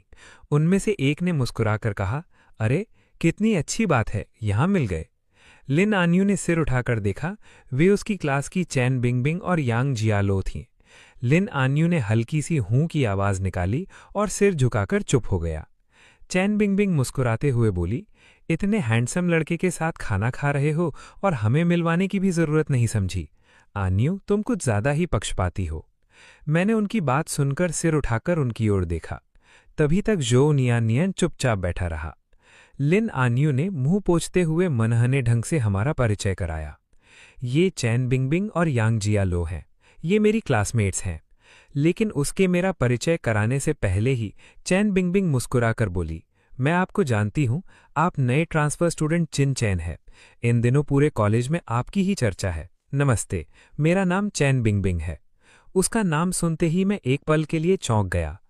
चैन बिंगबिंग, अगर मुझे सही याद है तो यही इस कहानी की 5वीं नायिका है। शुरुआत में ये मुझ पर दिल हार बैठी थी। बाद में डू यूमिंग के ही अपने प्यार की वजह से उसने लगातार उसका साथ दिया। जब उसे मेरी असलियत का पता चला तो वो बेचैन छोड़कर विदेश चली गई थी। मैं मन ही मन सोचने लगा, हाय, इन दिनों इतनी घटनाएं हो गईं कि अगर उसने अपना नाम न बताया होता तो मैं लगभग भूल ही गया था कि मैं इस कहानी का तथाकथित खलनायक हूं। मैंने अभी तक कुछ भी नहीं किया, फिर भी किस्मत एक एक करके सबको मेरे सामने ला रही है। हम अभी खाना खाकर उठने ही वाले थे कि अचानक फिर वही लड़की हमारे सामने आ गई।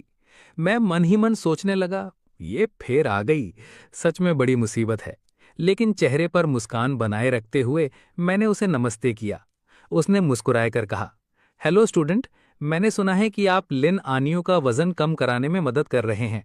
क्या मैं भी आप लोगों के साथ शामिल हो सकती हूँ? मैंने उसे ध्यान से देखा। वो पहले से ही काफी पतली थी, इसलिए मैंने भौहें सिकोड़कर पूछा, तुम पहले ही काफी दुबली हो, अब और पतली होकर क्या करोगी? इससे तो तुम्हारी सेहत ही खराब हो जाएगी। मेरी बात सुनकर चैन शुई शुई थोड़ी झेंप गई। उसने शर्माते हुए कहा, मैं पतली नहीं होना चाहती, मैं तो थोड़ा मसल्स बनाना चाहती हूँ, लेकिन मेरा आत्म अनुशासन भी ज़्यादा अच्छा नहीं है। क्या मैं आपके साथ अभ्यास कर सकती हूँ? मैं मन ही मन परेशान हो गया। मैं ना तो उसके साथ अभ्यास करना चाहता था और ना ही चाहता था कि मेरा ध्यान दूसरी लड़कियों की तरफ जाए। इसलिए मैंने विनम्रता से कहा, अगर तुम्हें मसल्स बनाने हैं तो किसी पेशेवर ट्रेनर से सलाह लेना बेहतर रहेगा। तुम किसी अच्छे जिम में जाकर फिटनेस कोच से सीख सकती हो। वो थोड़ी निराश हो गई। आखिर वो अभी पूरी तरह बड़ी भी नहीं हुई थी, इसलिए अपनी भावनाएं छिपा नहीं पाई। कुछ पल चुप रहने के बाद उसने झिझकते हुए पूछा, स्टूडेंट चेन चेन, क्या मैं आपका संपर्क ले सकती हूँ? मुझे ये अजीब लगा। आमतौर पर कई लड़के उसके पीछे घूमते थे और वो हमेशा उनसे दूरी बनाए रखती थी, लेकिन मेरे साथ वो बिल्कुल अलग व्यवहार कर रही थी। शायद इसलिए कि मैं शुरू से ही उसके प्रति उदासीन रहा था। मैंने उसकी उम्मीद भरी नज़रों की तरफ देखा, फिर धीरे से सिर हिलाकर मना कर दिया। मेरे इनकार से वो और भी उदास हो गई। यांग जियालू भी ये देखकर हैरान रह गई। चैन परिवार उत्तरी शहर के सबसे प्रभावशाली परिवारों में से एक था। न जाने कितने लड़के चैन शुई शुई के करीब आने का सपना देखते थे, लेकिन मैंने बिना सोचे समझे उसे मना कर दिया। यांग जियालू खुद भी ये बात समझ नहीं पाई। उसने उत्सुक होकर पूछा, चैन चैन, तुमने उसका संपर्क क्यों नहीं लिया? इतनी खूबसूरत लड़की में तुम्हारी कोई दिलचस्पी नहीं है? मैंने बिना किसी झिझक के जवाब दिया, क्योंकि मुझे डर है कि वो मुझसे प्यार करने लगेगी। मेरी बात सुनते ही पूरा माहौल एकदम शांत हो गया। जो न्यान न्यान तो मुंह में भरा नींबू पानी तक बाहर उगल बैठी। मैंने तुरंत मुस्कुराकर कहा, माफ करना, मेरा बोलने का तरीका थोड़ा सीधा है, मेरा वो मतलब नहीं था। यांग जियालू ने शायद पहली बार इतना आत्मविश्वासी और अलग स्वभाव का लड़का देखा था। मेरी बात सुनकर वो कुछ पल तक बिल्कुल चुप रह गई। दूसरी तरफ मुझे डर था कि कहीं वे लोग फिर कोई ऐसा सवाल न पूछ बैठें जिसका जवाब देना मुश्किल हो जाए। इसलिए मैं जल्दी से उठ खड़ा हुआ, अपनी ट्रे समेटी और बोला, हम लोग खाना खा चुके हैं, अब चलते हैं, तुम लोग आराम से खाना खाओ। इतना कहकर हम तीनों वहां से निकल गए। रास्ते में जो न्यान न्यान हंसते हुए बोली, वाह आचैन, अभी अभी कॉलेज आए हो और किसी ने तुमसे इजहार भी कर दिया। मैंने उसकी ओर देखकर कहा, लेकिन तुमने उसे बहुत बेरहमी से मना कर दिया। मैंने आंखें तरेड़ते हुए जवाब दिया, इसे भी क्या इजहार कहना चाहिए, मैंने तो बस उसे अपना संपर्क देने से मना किया है। जो न्यानन ने हल्की सी सांस ली और मन ही मन बड़बड़ाई, मैं खुद इतनी आकर्षक हूं, मुझे तो इसका एहसास भी नहीं है। अब मुझे किसके लिए प्रेम पत्र पहुंचाने पड़ेंगे? कहीं भूत के लिए तो नहीं? तभी लिन नानियों ने झिझकते हुए कहा, असल में चेन छुई छुई बहुत अच्छी लड़की है, उसका परिवार भी बहुत अच्छा है। आपने उसे मना तो कर दिया, लेकिन वो खुद चेन छुई छुई की तरफदारी नहीं करना चाहती थी, फिर भी उसे मानना पड़ा कि वो सचमुच अच्छी लड़की है। आखिर अगर वो बड़ी मिस नाराज हो गई तो उसका क्या होगा? मैंने उनकी सारी बातें सुनी, लेकिन कोई जवाब नहीं दिया, बस सिर हिलाया और बात बदलते हुए कहा, वैसे कल लाइब्रेरी जाना मत भूलना। इतना कहकर मैं क्लास में लौट आया। मुझे बिल्कुल अंदाजा नहीं था कि चेन छुई छुई का संपर्क मांगना और मेरा उसे मना कर देना पूरे कॉलेज में फैल चुका था। खाना खाकर जब मैं क्लास में पहुंचा और मोबाइल खोला, तभी मेरे जीजा का फोन आ गया। फोन उठाते ही उन्होंने कहा, आचेन, अगर आज दोपहर तुम्हारी क्लास नहीं है तो झो न्यानन के साथ घर आकर खाना खा लेना। मैंने तुरंत जवाब दिया, मैं आकर आप लोगों को ले जाऊं? उन्होंने हंसते हुए कहा, अरे नहीं नहीं, इसकी जरूरत नहीं, मैं और न्यानन इलेक्ट्रिक स्कूटर से ही वापस आ जाएंगे। फिर उन्होंने थोड़ा संकोच करते हुए कहा, लेकिन एक बात है, तुम्हारे कॉलेज में कई अमीर परिवारों के बच्चे पढ़ते हैं। मैंने सुना है कि ज्यादातर को लेने महंगी गाड़ियां आती हैं, कुछ के साथ तो बॉडीगार्ड भी होते हैं। तुम्हारी दीदी भले ही लग्जरी कार ना चला पाए, लेकिन अगर मैं खुद आकर तुम्हें ले जाऊं तो कम से कम तुम्हारी इज्जत तो बनी रहेगी। उनकी बात सुनकर मेरे होठों पर हल्की सी मुस्कान आ गई। मैंने कहा, जीजा, आप ही तो हमेशा कहते हैं कि इंसान को दूसरों से तुलना नहीं करनी चाहिए। कुछ पल चुप रहने के बाद उन्होंने हंसते हुए कहा, सही है, लेकिन जब सबको गाड़ी लेने आती है और तुम दोनों सिर्फ इलेक्ट्रिक स्कूटर पर जाओगे तो कहीं तुम्हें बुरा तो नहीं लगेगा? मैंने बिना झिझक जवाब दिया, बिल्कुल नहीं। आप हमारे कॉलेज को कुछ ज्यादा ही बढ़ा चढ़ाकर सोच रहे हैं। यहाँ के छात्र बहुत अच्छे हैं और सब आपस में मिलजुल कर रहते हैं। मेरी बात सुनकर जीजा को थोड़ी तसल्ली हुई। तभी पास बैठे ल्यू यानजो ने भी कहा, जीजा, छुट्टी के समय सड़क पर बहुत ट्रैफिक रहता है।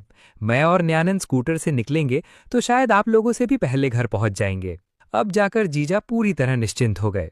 उन्होंने कहा, ठीक है, रास्ते में ध्यान रखना, घर पहुंचकर मुझे एक संदेश भेज देना। मैंने मुस्कुराकर कहा, ठीक है, चिंता मत कीजिए। इतना कहकर फोन रख दिया।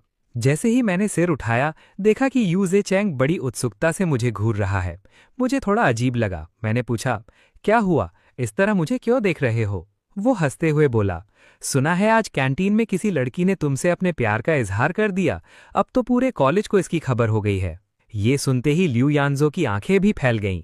यू जे चैंग मुस्कुराते हुए बोला, चेन शुई शुई खुद भी बहुत प्यारी है, उसका अंदाज भी बड़ा मासूम है।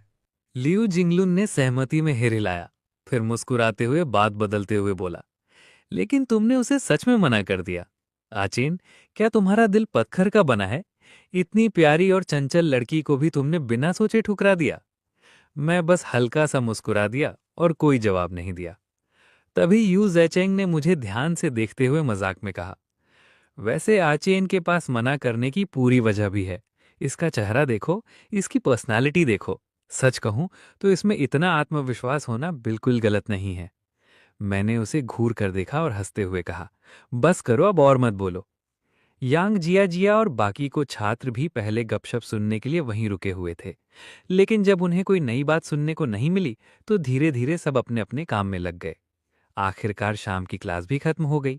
अगले दिन शनिवार था, इसलिए पूरे कैंपस में अलग ही उत्साह था। ज्यादातर छात्र पहले से ही बाहर घूमने का कार्यक्रम बना चुके थे। डो न्यानन ने भी मुझे संदेश भेजा कि वो अपनी सहेलियों के साथ बाहर घूमने जा रही है। उधर यू जेचेंग और लियू जिंगलुन ने भी ट्रैफिक से बचने के लिए पहले ही निकलने का सुझाव दिया, इसलिए हम तीनों भी कॉलेज से निकलकर थोड़ी देर इधर उधर घूमने लगे। कुछ देर बाद उन दोनों ने कहा कि अब वे घर जा रहे हैं। मैंने उनसे विदा ली और जो न्यानिन को ढूंढने निकल पड़ा। थोड़ी ही दूर आगे एक बुटीक स्टोर में वो मुझे दिखाई दे गई। जैसे ही मैं अंदर गया, उसने मुझे देखकर मुस्कुराते हुए हाथ हिलाया।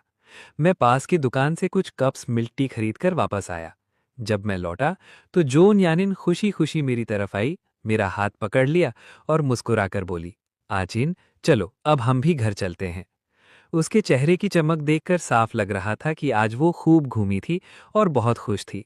मैंने उसके हाथ में मिल्क टी थमाते हुए कहा, ठीक है, लेकिन पहले ही अपनी सहेलियों में बांट दो। जब जो न्याने ने अपनी सहेलियों को मिल्क टी बांट रही थी, तभी मेरी नज़र यू शियान और यांग जिया पर पड़ी। पहले मैंने यू शियान को कभी ध्यान से नहीं देखा था, बस इतना जानता था कि वो कॉलेज की सबसे खूबसूरत लड़की है। लेकिन आज जब मैंने उसे गौर से देखा तो मानना पड़ा कि वो सचमुच बेहद आकर्षक थी। उसकी पतली कमर, गोरी चमकती त्वचा और शांत स्वभाव उसे भीड़ में सबसे अलग बना रहे थे। वो जहां खड़ी होती, लोगों की नजरें अनायास उसी पर टिक जाती। उसी समय यू शियान ने महसूस किया कि मैं उसे देख रहा हूं। उसने सिर घुमाकर मेरी ओर देखा। मैं बस सहजता से मुस्कुराया और फिर वापस जो न्यानिन की तरफ मुड़ गया। जो न्यानिन ने अपनी सहेलियों से मेरा परिचय कराया। हमने एक दूसरे का अभिवादन किया। तभी मेरी नज़र अचानक उसके बालों पर पड़ी और मैंने हैरानी से पूछा, न्यानिन, क्या तुम फिर से नया हेयर बैंड खरीद लाई? मेरी ये बात सुनते ही वहां मौजूद सभी लड़कियों की नज़रें एक साथ जो न्यानिन की तरफ घूम गई। मैंने सहज भाव से कहा, अरे, तुम्हारे कमरे में तो पहले से ही कई हेयर बैंड पड़े हैं। पिछले हफ्ते ही तुमने इतने सारे खरीदे थे, पुराने अभी खराब भी नहीं हुए, फिर नई क्यों ली आई? जो न्यानिन मेरी बात सुनकर झेंप गई। उसने गुस्से में हल्के से मेरे पैर पर लात मारी और मुंह फुलाकर बोली, तुम्हें क्या, मेरे हेयर बैंड है, मैं जितने चाहूं खरीदूं। फिर उसने शर्माते हुए चेहरा दूसरी तरफ घुमा लिया। मैंने उसके नए हेयर बैंड को ध्यान से देखा। वो तुरंत होंठ फुलाकर बोली, मुझे पसंद है इसलिए खरीदा है, मैं तो खरीदूंगी ही, तुम्हें क्या? जैसे तुम गेम खेलते समय नए नए स्किन खरीदते हो, वैसे ही मैं भी अपनी पसंद की चीजें खरीदती हूँ। क्या तुम्हें कभी स्किन ज्यादा लगती हैं? फिर मेरे हेयर बैंड ज्यादा कैसे हो गए? और वैसे भी मैं खरीदूं तो भी तुमने कब मना किया है? उसकी बातें सुनकर मैं चुप हो गया। मन ही मन बस इतना सोच पाया, तुम भी तो हमेशा मुझे ही डांटती रहती हो। जो न्यानन ने मुझे चुप देखकर हल्की सी नाक सिकोड़ ली, फिर सबके साथ दुकान से बाहर निकल आई। लगभग सभी लोग अब जाने की तैयारी कर चुके थे, इसलिए सब बाहर खड़े होकर अपने अपने घर वालों को फोन करने लगे ताकि वे आकर उन्हें ले जाए। थोड़ी ही देर में एक एक करके सबके घर वाले आ गए और हम सब ने उन्हें हाथ हिलाकर विदा किया। आखिर में वहां सिर्फ हुओ रुई और यांग जिया ही रह गईं। उनमें से एक को अपने घर वालों का इंतजार था, जबकि दूसरी को कोई जल्दी नहीं थी। तभी हुओ रुई ने मेरी ओर देखकर पूछा, तुम लोग घर कैसे जाओगे? थोड़ी देर में मेरे घर वाले मुझे लेने आ जाएंगे। अगर चाहो तो मैं तुम्हें रास्ते में छोड़ सकती हूँ। मैंने मुस्कुराकर सिर हिलाया और कहा, जरूरत नहीं है, मैं और झोनियानन इलेक्ट्रिक स्कूटर से चले जाएंगे। यांग जियाजिया ने हैरानी से कहा, क्या तुम दोनों इलेक्ट्रिक स्कूटर से जाओगे? पास खड़े अंकल ने उसकी ओर देखकर मुस्कुराते हुए कहा, हाँ, नहीं तो क्या। क्या तुम चाहती हो कि आचेन टैक्सी से जाए और मैं बेचारा उसके पीछे पीछे स्कूटर चलाता रहूं? ये सुनकर यांग जियाजिया हंस पड़ी और बोली, नहीं नहीं, ऐसा बिल्कुल नहीं। अंकल ने हल्की सी मुस्कान के साथ मुझे स्कूटर की ओर बुलाया। मैंने उनका हाथ पकड़कर स्कूटर आगे खींचा। जब हम दोनों झोंगन्यानन और बाकी लड़कियों के पास से गुजरे तो मैंने हाथ हिलाकर उनसे विदा ली। हमारे जाते ही यांग जियाजिया हमारी पीठ को देखते हुए धीरे से बोली, आचेन इतना हैंडसम कैसे हो सकता है, लेकिन उसके अंदर जरा भी घमंड नहीं है। मुझे तो वो सच में बहुत पसंद है। हुओ रुई ने सहमति में सिर हिलाया और बोली, सच में आचेन लड़कियों की बहुत इज्जत करता है। वो बहुत ही सभ्य और शालीन लड़का है। फिर अचानक जैसे उसे कुछ याद आया, उसने यांग जियाजिया का हाथ पकड़कर उत्साह से कहा, मैंने झोनियानन से पूछ लिया है, दोनों सिर्फ अच्छे दोस्त हैं, बॉयफ्रेंड गर्लफ्रेंड नहीं। अगर ऐसा है तो हमारे पास अभी भी मौका है ना? यांग जियाजिया की आंखें चमक उठीं। वो खुशी से बोली, सच में? मैं तो पहले से ही आचेन को पसंद करती हूँ।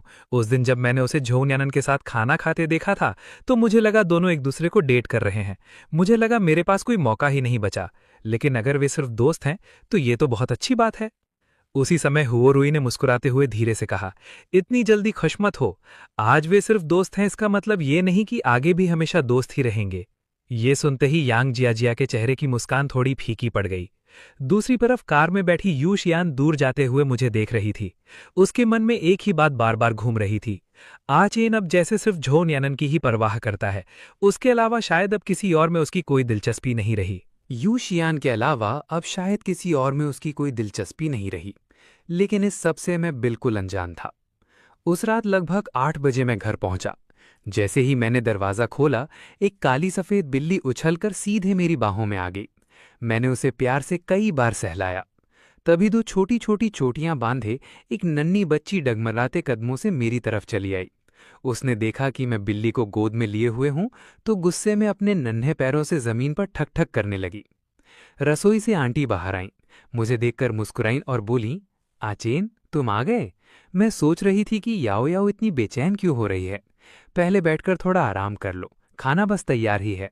मैंने मुस्कुराकर कहा, मेरी चिंता मत कीजिए। इतना कहकर मैंने बिल्ली को नीचे उतारा और रूठी हुई उस नन्ही बच्ची को गोद में उठा लिया। गोद में आते ही उसने संतोष से मेरी गर्दन पकड़ ली। मैंने उसके सिर पर प्यार से हाथ फेरते हुए पूछा, याओ याओ, क्या तुम्हें मेरी याद आई? उसने मीठी आवाज में जवाब दिया, हाँ, मुझे छोटे अंकल की बहुत याद आई। इतना कहकर वो शर्माते हुए मेरे सीने से लग गई। उसका नाम छिन याओ था। वो मेरी बड़ी बहन छिन सियुए और जीजन लियू यानझाओ की 2 साल की बेटी थी। मेरी बहन एक फंड कंपनी में निवेश प्रबंधन का काम करती थी, जबकि जीजा एक मनोरंजन कंपनी में मैनेजर थे और उनके अधीन कुछ छोटे कलाकार काम करते थे। उसकी बात सुनकर मैं मुस्कुरा दिया। उसे गोद में लेकर मैं ड्राइंग रूम के सोफे पर जाकर बैठ गया। तभी वो बिल्ली भी फिर से मेरे पैरों के पास आकर बैठ गई। मैंने उसके सिर पर भी प्यार से हाथ फेरा, फिर याओ याओ से पूछा, इन दिनों अच्छी बच्ची बनी रही, ठीक से खाना खाया? उसने गर्व से सिर हिलाया और बोली, हाँ, मैंने बहुत सारा खाना खाया और मैं बहुत अच्छी बच्ची भी रही। मैंने मुस्कुराकर उसकी तारीफ की। वाह, हमारी याओ याओ तो सबसे अच्छी बच्ची है। वो तुरंत मेरी शिकायत करने लगी, मम्मी मुझे डांटती हैं, पापा भी मम्मी का साथ देते हैं। मैं हंस पड़ा और पूछा, अच्छा, मम्मी ने क्यों डांटा? उसने मुंह बनाते हुए कहा, क्योंकि मैं सब्जियां नहीं खाती। मैंने प्यार से उसके गाल दबाए और हंसकर कहा, अच्छा, अगर याओ याओ सब्जियां नहीं खाएगी तो मम्मी डांटेंगी ही। इतने में आंटी ने खाने की मेज लगा दी और हमें खाने के लिए बुला लिया। हम अभी खाना ही रहे थे कि बाहर दरवाज़ा खुलने की आवाज़ आई। मैंने सिर उठाकर देखा तो दरवाजे पर एक लंबी गोरी और बेहद खूबसूरत महिला मुस्कुराती हुई खड़ी थी। दीदी, आप आ गईं, मुझे आपकी बहुत याद आ रही थी। छिन सियुए ने मुस्कुराकर मेरे कंधे पर हाथ रखा और बोली, आचेन, मुझे भी तुम्हारी बहुत याद आई। फिर उन्होंने कहा, पहले मैं हाथ धोकर आती हूँ। हाथ धोकर वो खाने की मेज पर आकर बैठ गई। मैंने याओ याओ को अपनी गोद से उठाकर उनकी गोद में बिठा दिया और वो उसे प्यार से खाना खिलाने लगी। आचेन, क्या तुम नए स्कूल में ढल रहे हो? मैंने एक चिकन विंग खाया और जवाब दिया, काफ़ी अच्छी तरह से ढल रहा हूँ, कोई खास बात नहीं है। किन्स्यू मुस्कुराई और चिढ़ाते हुए बोली, ओह, क्या वहाँ कैंपस F4 जैसी कोई चीजें नहीं हो रही हैं? मैंने उसकी तरफ देखा और बेबसी से पूछा, दीदी आपने फिर से जीजाजी से कौन सी उटपटांग कहानियां सुन ली हैं? किन्स्यू ने गंभीरता से कहा, क्या कैंपस नव्यांशु में यही सब कहानियां नहीं होती? क्या कैंपस F4, तुम मुझे पसंद करते हो, मैं तुमसे छुपकर प्यार करती हूँ, तुम उसे फंसाते हो, वो भागता है और वो पीछा करता है, वो पंख लगाकर भी बच नहीं सकता। ये सुनकर मैंने अपना माथा पकड़ लिया और कड़वाहट से मुस्कुराते हुए मन ही मन सोचा, मेरी बहन के दिमाग में जीजाजी ने सच में गहरा जहर भर दिया है। चूंकि जीजाजी लियू यानजो एक एंटरटेनमेंट मैनेजर हैं, उन्हें अक्सर अपने कलाकारों के लिए स्क्रिप्ट चुननी पड़ती है और वो हर तरह की स्क्रिप्ट पढ़ते हैं, इसीलिए उनकी सोच काफ़ी अलग अलग दिशाओं में भागती है। बहुत सारे उपन्यास पढ़ने के बाद और फिर अपने हैंडसम साले के एक रईस यूनिवर्सिटी में पढ़ने जाने के बारे में सोचकर वो इस बारे में सोच सोचकर और भी ज़्यादा चिंतित हो गए थे। इसीलिए वो पूरे हफ्ते ठीक से सो नहीं पाए थे। लगातार करवटें बदलते हुए सोचते थे, वो ऐसे स्कूल में कैसे टिक पाएगा और पढ़ाई कर पाएगा? कहीं आचैन हर तरह के पचड़ों में तो नहीं पड़ जाएगा? उस समय मैं आचैन का स्कूल बदलने देने के लिए तैयार नहीं थी। मैंने युवान को भी इस बारे में कई बार बताया था, लेकिन नतीजा ये हुआ कि जैसे ही उन्होंने स्कॉलरशिप शब्द सुना, ये दोनों भाई बहन पैसों के लालच में अंधे हो गए। उनकी आंखें तांबे की घंटियों की तरह घूरने लगी, यहाँ तक कि बेशर्मी से कहने लगे, क्या ये पूरी तरह से मुफ्त की सवारी नहीं है? उफ, सच में मैं पूरी तरह से हार मान चुकी हूँ।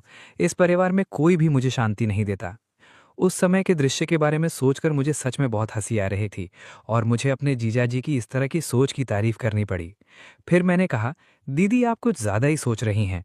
मैं हर दिन सिर्फ पढ़ाई करता हूँ, एक्सरसाइज करता हूँ और इसके अलावा कुछ नहीं हुआ है। और जहाँ तक उन अजीबोगरीब कहानियों की बात है जिनका आपने जिक्र किया, उनका तो कोई वजूद ही नहीं है।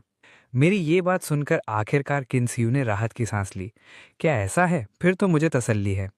फिर जैसे उसे दोबारा कुछ याद आया और उसने मुझे चंचलता से देखा और पूछा, आचन, अगर कोई लड़की है जिसे तुम पसंद करते हो तो तुम उसके बारे में विचार कर सकते हो।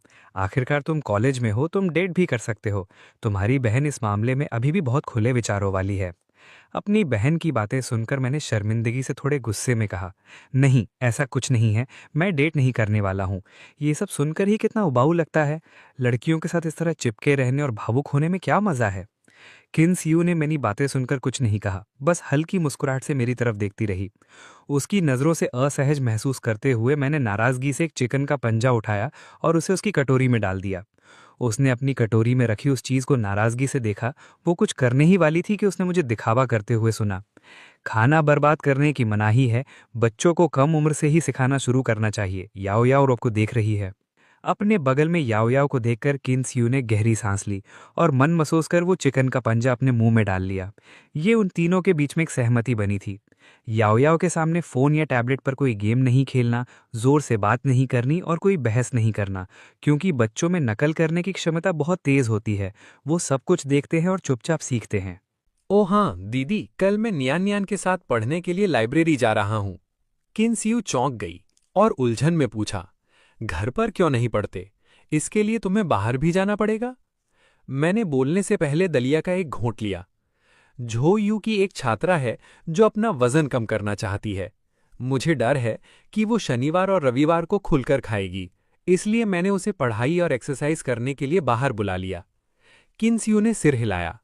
मैं आचेन के वजन कम करने के काम के बारे में हमेशा से जानती थी और मैं इसका बहुत समर्थन भी करती हूँ, लेकिन आखिर आचेन पैसों को इतनी अहमियत देने के मामले में किस पर गया है? ये सोचते हुए किन्स्यू की नज़रें अचानक चारों ओर घूमने लगीं। रुको, ऐसा लगता है कि आचेन मुझ पर गया है। हालांकि मुझे नहीं लगता कि ये कोई बुरी बात है, लेकिन मैं भी तो साफ तौर पर हर महीने आचेन को पैसे ट्रांसफ़र करती हूँ और आचेन पार्ट टाइम नौकरियों से भी काफ़ी पैसा कमाता है। तो फिर आचेन अभी भी कंजूसी क्यों करता है और पैसे खर्च करने से क्यों कतराता है? अपने ख्यालों से वापस आते हुए किन्स्यू ने कहा, तुम अपने काम खुद अपनी समझ से व्यवस्थित करो। नियान नियान के वहां होने से मुझे भी तसल्ली है। फिर भी वही बात कहूंगी, प्राथमिक और द्वितीयक चीजों में फर्क समझो। परिवार को अभी तुम्हारे पैसे कमाने की कोई जल्दी नहीं है। समझ गया, मुझ पर थोड़ा भरोसा रखो दीदी, ठीक है? इस समय लिन अन्यू स्कूल से घर आई और उसे अपने परिवार का प्यार भरा अभिवादन और गर्मजोशी से स्वागत मिला। वो थोड़ी हिचकिचा रही थी, लेकिन कहना होगा वो अंदर से खुशी महसूस कर रही थी। लिन अन्यू ने शर्माते हुए जवाब दिया, ये काफ़ी अच्छा है, काफ़ी अच्छा है। किसी ने मुझे परेशान नहीं किया, आप चिंता मत करें। मैं देख रही हूं कि बेटा ने थोड़ा वज़न कम कर लिया है। जब शुरुआत में किसी ने मुझे किनचेन का सुझाव दिया था तो मैं थोड़ी हिचकिचा रही थी। मुझे उम्मीद नहीं थी कि सिर्फ 1 हफ्ते में बेटा इतना वज़न कम कर लेगी। नहीं, मैंने सिर्फ 2 कैटी वज़न कम किया है। ये कहा जा सकता है कि पहले और अब में लगभग कोई अंतर नहीं है। क्या इसे ही कुएं का मेंढक प्रभाव कहते हैं? यकीनन मैं चाहे जैसी भी हो जाऊं, माँ को बस यही लगेगा कि मैं पतली हो गई हूं। उस इंसान ने सच कहा था कि किनचेन के पास अनुभव है। जब तक उसे इसका एहसास हुआ, वो खुद को और नियंत्रित नहीं कर सकी। लेकिन सौभाग्य से अब किनचेन की देखरेख में 1 हफ्ते से भी कम समय में बेटा ने इतना वजन कम कर लिया है। कुछ समय बाद क्या तुम एक बहुत खूबसूरत लड़की नहीं बन जाओगी? लिन अन्यू को डर था कि वजन कम करने की ये कोशिश फिर से नाकाम हो जाएगी और वो अपनी माँ को ज्यादा उम्मीद नहीं देना चाहती थी। इसलिए उसने हकीकत बयान करते हुए कहा, वजन कम करने की ये कोशिश जरूरी नहीं कि सफल हो। अगर ये सफल नहीं भी होती है तो माँ आप उसे दोष मत देना। ये मेरी अपनी गलती होगी, उसे दोष मत देना। ये बिल्कुल वैसा ही है जैसे हम किसी के जिम में मेंबरशिप ले लें। हम वहाँ जाते हैं या नहीं ये हम पर पूरी तरह निर्भर करता है। माँ जानती है, चिंता मत करो। लिन अन्यू ने सिर हिलाया। तो मैं ऊपर जा रही हूँ। जू वान ने अपना हाथ हिलाया। जाओ जाओ, अच्छी तरह आराम करो। लिन अन्यू ने अपने कमरे में नहाया, थोड़ी देर मज़े से बिस्तर पर लेटकर फ़ोन चलाया। उसे थोड़ी भूख लगी और वो अपना पेट भरने के लिए कुछ स्नैक्स ढूंढने के इरादे से उठी। किसे पता था कि जिस दराज में वो हमेशा अपने स्नैक्स रखती थी वो वास्तव में एकदम खाली होगी। बेबस होकर लिन अन्यू को रसोई में नीचे जाना पड़ा। वो एक बोतल कोल्ड ड्रिंक लेना चाहती थी। जब उसने फ्रिज खोला तो वो हक्की बक्की रह गई। फ्रिज में सिर्फ दूध, दही और दही की स्टिक्स ही बची थीं। वो उदासी से रसोई से निकली और दौड़कर वापस लिविंग रूम में आ गई। लिन अन्यू ने गहरी सांस ली और हार ना मानते हुए पूछा, माँ मेरे कमरे में रखी चॉकलेट और स्नैक्स सब गायब हैं। क्या आपने उन्हें मेरे लिए कहीं छिपाकर रख दिया है? उसकी बातें सुनकर जू वान ने सिर हिलाया और कहा, किनचेन ने मुझे बताया था कि स्कूल की जिम्मेदारी उसकी है और मैं घर पर निगरानी करूंगी। यहाँ कोई स्नैक्स नहीं है, लेकिन मैंने तुम्हारे लिए दही की स्टिक्स खरीदी हैं। खट्टी मीठी वे भी बहुत स्वादिष्ट होती हैं। अगर तुम सच में स्नैक्स खाना चाहती हो तो बस यही खा लो, लेकिन तुम इसे भी बहुत ज़्यादा नहीं खा सकती। लिन अन्यू थोड़ी निराश हो गई। मैंने पहले ही पूरे 1 हफ्ते तक डटकर कोशिश की है। क्या मैं बस एक बार के लिए छूट नहीं ले सकती? मैं इस हफ्ते बहुत थक भी गई हूँ। रात करीब 9 बजे रात का खाना खाने और आराम से नहाने के बाद मुझे अचानक लिन अन्यू की याद आई। इसलिए मैंने एक वीडियो कॉल किया, जिससे एनीमे देख रही लिन अन्यू चौंक गई और उसका हाथ कांपने लगा। वीचैट वीडियो कॉल को देखकर वो घबरा गई थी। उसे समझ नहीं आ रहा था कि उसे कॉल उठाना चाहिए या नहीं। थोड़ी देर सोचने के बाद उसने तुरंत अपने पजामे उतारे, पहनने के लिए आधी बाजू वाली शर्ट चुनी और शीशे के सामने अपने बालों को फिर से संवारा। मैंने अपना फ़ोन पकड़ा और त्योरियां चढ़ाईं, इसलिए मैंने वीडियो कॉल काट दी और एक मैसेज भेजा, अन्यू क्या तुम व्यस्त हो? यहाँ लिन अन्यू भी खाली नहीं बैठी थी। अपनी बिखरी हुई डेस्क को समेट रही थी, अपना होमवर्क निकाल रही थी और उसे डेस्क पर रख रही थी। सब कुछ साफ होने के बाद आखिरकार उसने ये कहते हुए जवाब दिया, मैं बस नहा रही थी, क्या हुआ? मैंने जवाब दिया, अन्यू तुम्हारी आज की एक्सरसाइज अभी तक पूरी नहीं हुई है। सच में? मुझे आखिरकार थोड़ा आराम मिला है। क्या मैं बस थोड़ी देर और आराम नहीं कर सकती? तो मैं थोड़ी देर में एक्सरसाइज करने जाऊंगी। मैंने इसके बारे में सोचा। थोड़ी देर में नहीं, अगर तुम अभी कुछ नहीं कर रही हो तो अभी से एक्सरसाइज करना शुरू कर दो। मुझे डर है कि अगर तुम इसे टालती रही तो तुम भूल जाओगी। चलो वीडियो कॉल शुरू करते हैं, मैं तुम्हारी एक्सरसाइज की निगरानी करूंगा। लिन अन्यू ये मैसेज देखकर सन्न रह गई। फिर उसने जवाब दिया, क्या हमें सच में वीडियो कॉल करने की ज़रूरत है?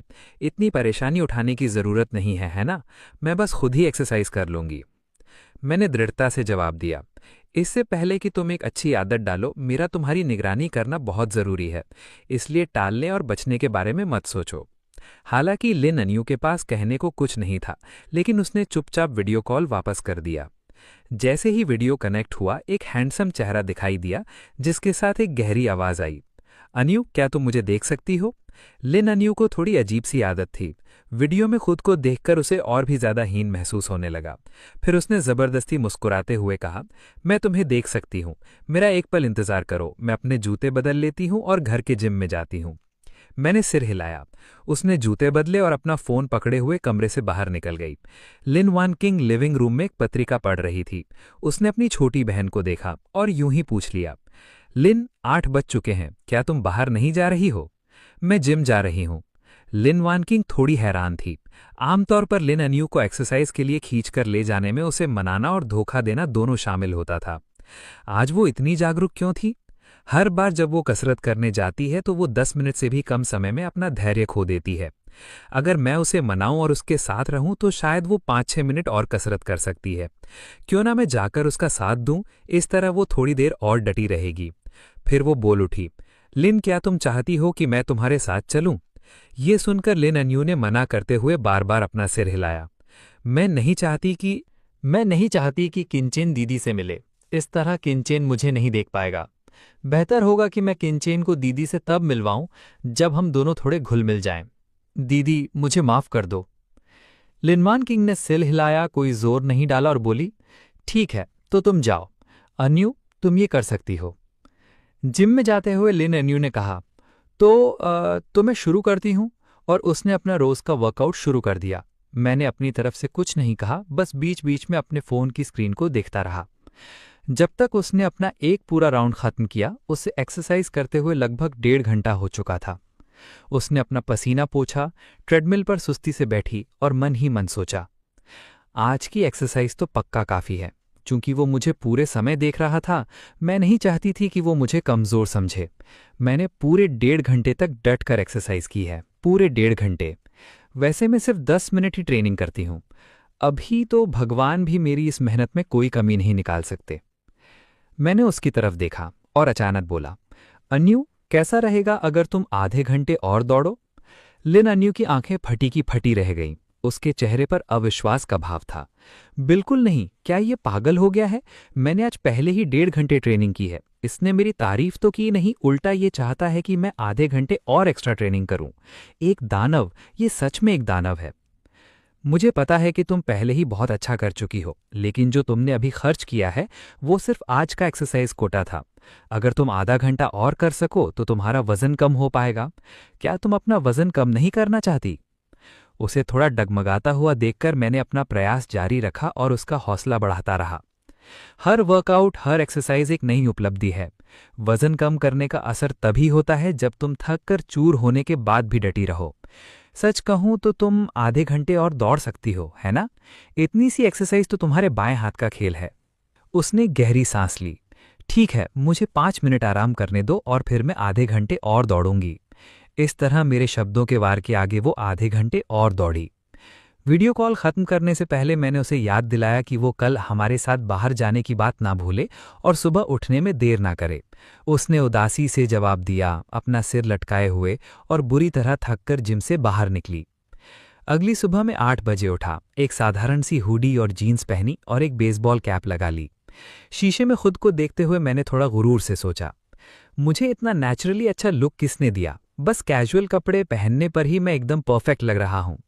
चाहे जो भी हो, मैं एक जाना माना खूंखार पुरुष सहायक पात्र हूं। अगर मैं हैंडसम नहीं हूं तो मैं मुख्य नायक का मुकाबला कैसे करूंगा? कुछ नहीं कर सकता, मैं अभी भी बहुत हैंडसम हूं। अपनी खूबसूरती निहारने के बाद मैं चो नियान्यान से मिलने नीचे गया। लगभग 9:50 पर हम दोनों सिटी सेंटर लाइब्रेरी पहुंच गए और हमें दूसरी मंजिल पर बैठने की जगह मिल गई। फिर चो नियान्यान ने अपने मूवमेंट्स पर 2 तस्वीरें भी पोस्ट कीं, जिसमें लिखा था, वैसे तो शनिवार को देर तक सोना चाहती थी, लेकिन ज्ञान के लाड प्यार का मजा लेने के लिए घसीट कर लाइब्रेरी ले जाई गई। मैं तो बस एक बच्ची हूं और इस बच्ची के दिल में बड़ी कड़वाहट है। थोड़ी ही देर में लिन अन्यू भी आ गई। तीनों ने कुछ देर लाइब्रेरी में किताबें पढ़ीं और दोपहर में खाने के लिए एक जगह ढूंढ ली। लिन अन्यू अब चालाक होना सीख गई थी। उसने ज्यादा खाना ऑर्डर नहीं किया। उसे डर था कि कहीं मैं उसे फिर से रोक ना दूं। मैंने लिन अन्यू की अचारी मछली की तरफ देखा और मुस्कुरा दिया और ज्यादा कुछ नहीं कहा। उसे पक्का लगा होगा कि मैं अभी भी उसका खाना रोकूंगा, लेकिन असल में आज मैंने इसका बिल्कुल उल्टा किया। मैंने बस उसे नजरअंदाज किया और उसे जी भर के खाने दिया। जब आज रात उसकी एक्सरसाइज का समय होगा तो उसे वैसे भी आज की कैलोरी की भरपाई करनी ही पड़ेगी। ये सोचकर मैं धीरे से हंसा और फिर बोला, आज दोपहर 6 बजे तक किताबें पढ़ो, फिर हम एक साथ वर्कआउट करने के लिए जिम चलेंगे, लगभग 8 बजे तक ट्रेनिंग करेंगे और फिर आराम करने के लिए घर जाएंगे। ये प्लान कैसा रहेगा? क्या यहाँ आसपास भी कोई जिम है? मैंने सिर हिलाया और आगे कहा, हाँ, ये उसी जिम की ब्रांच है जहाँ तुम्हारा कार्ड बना हुआ है। लिन अन्यू ने सिर हिलाया। चूंकि मुझे ट्रेनिंग करनी ही है चाहे मैं कहीं भी रहूं, इससे कोई फर्क नहीं पड़ता और मैं वैसे भी बच नहीं सकती, इसलिए कोई बात नहीं।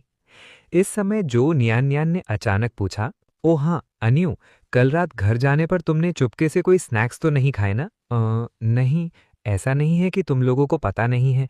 मेरी माँ ने सारे स्नैक्स छुपा दिए हैं। उन्होंने मेरे कमरे के कोने में रखी चॉकलेट तक को नहीं छोड़ा, सब कुछ एकदम साफ कर दिया। लिन अन्यू की शिकायत सुनकर मैं जोर से हंस पड़ा और फिर मैंने कहा, भविष्य में अगर तुम स्नैक्स खाना चाहो तो तुम कटे हुए फल और दही मिलाकर खा सकती हो। ये भी बहुत स्वादिष्ट होता है, तुम इसे आजमा सकती हो, लेकिन तुम इसे बहुत ज्यादा नहीं खा सकती। अपनी बात खत्म करने के बाद जैसे मुझे कुछ और याद आ गया, अगर तुम कुछ पीना चाहती हो तो तुम दूध या दही भी पी सकती हो। जब तुम ये सब पी पी कर बोर हो जाओ तो बधाई हो, तुम चाय पीने के लेवल पर पहुंच सकती हो, जो सेहतमंद भी है और स्वादिष्ट भी। लिन अन्यू ने पूरी तरह टूटते हुए अपनी आंखें घुमाई और उदासी से कहा, मैं अभी 20 के दशक में हूं, मैं भी चाय पीने की उम्र तक नहीं पहुंची हूं, है ना? बस इसके बारे में सोचना ही बहुत अजीब है। क्या ऐसा है? क्या चाय ऐसी चीज है जिसे कोई भी पी सकता है? मुझे चाय पीना काफी पसंद है, बस बात यह है कि शुरुआत में तुम्हें इसकी आदत नहीं होती है ना? खाने के बाद हम फिर से पढ़ने के लिए लाइब्रेरी लौट आए। जब मैंने उसका मोमेंट्स देखा तो दोपहर के 4 बज चुके थे। ऐसा सिर्फ इसलिए हुआ क्योंकि जो नियान नियान ने मेरे कान में फुसफुसा कर कहा, आचैन, मेरे दोस्त अभी बगल वाले टियानशिंग क्लब में खेल रहे हैं, क्या तुम बाद में उनके साथ खेलने चलोगे? नियान नियान, तुम्हारे दोस्तों को कैसे पता चला कि तुम यहाँ हो? मैंने आज सुबह मोमेंट्स पर पोस्ट किया था और उन्होंने पूछा कि मैं कहाँ हूँ।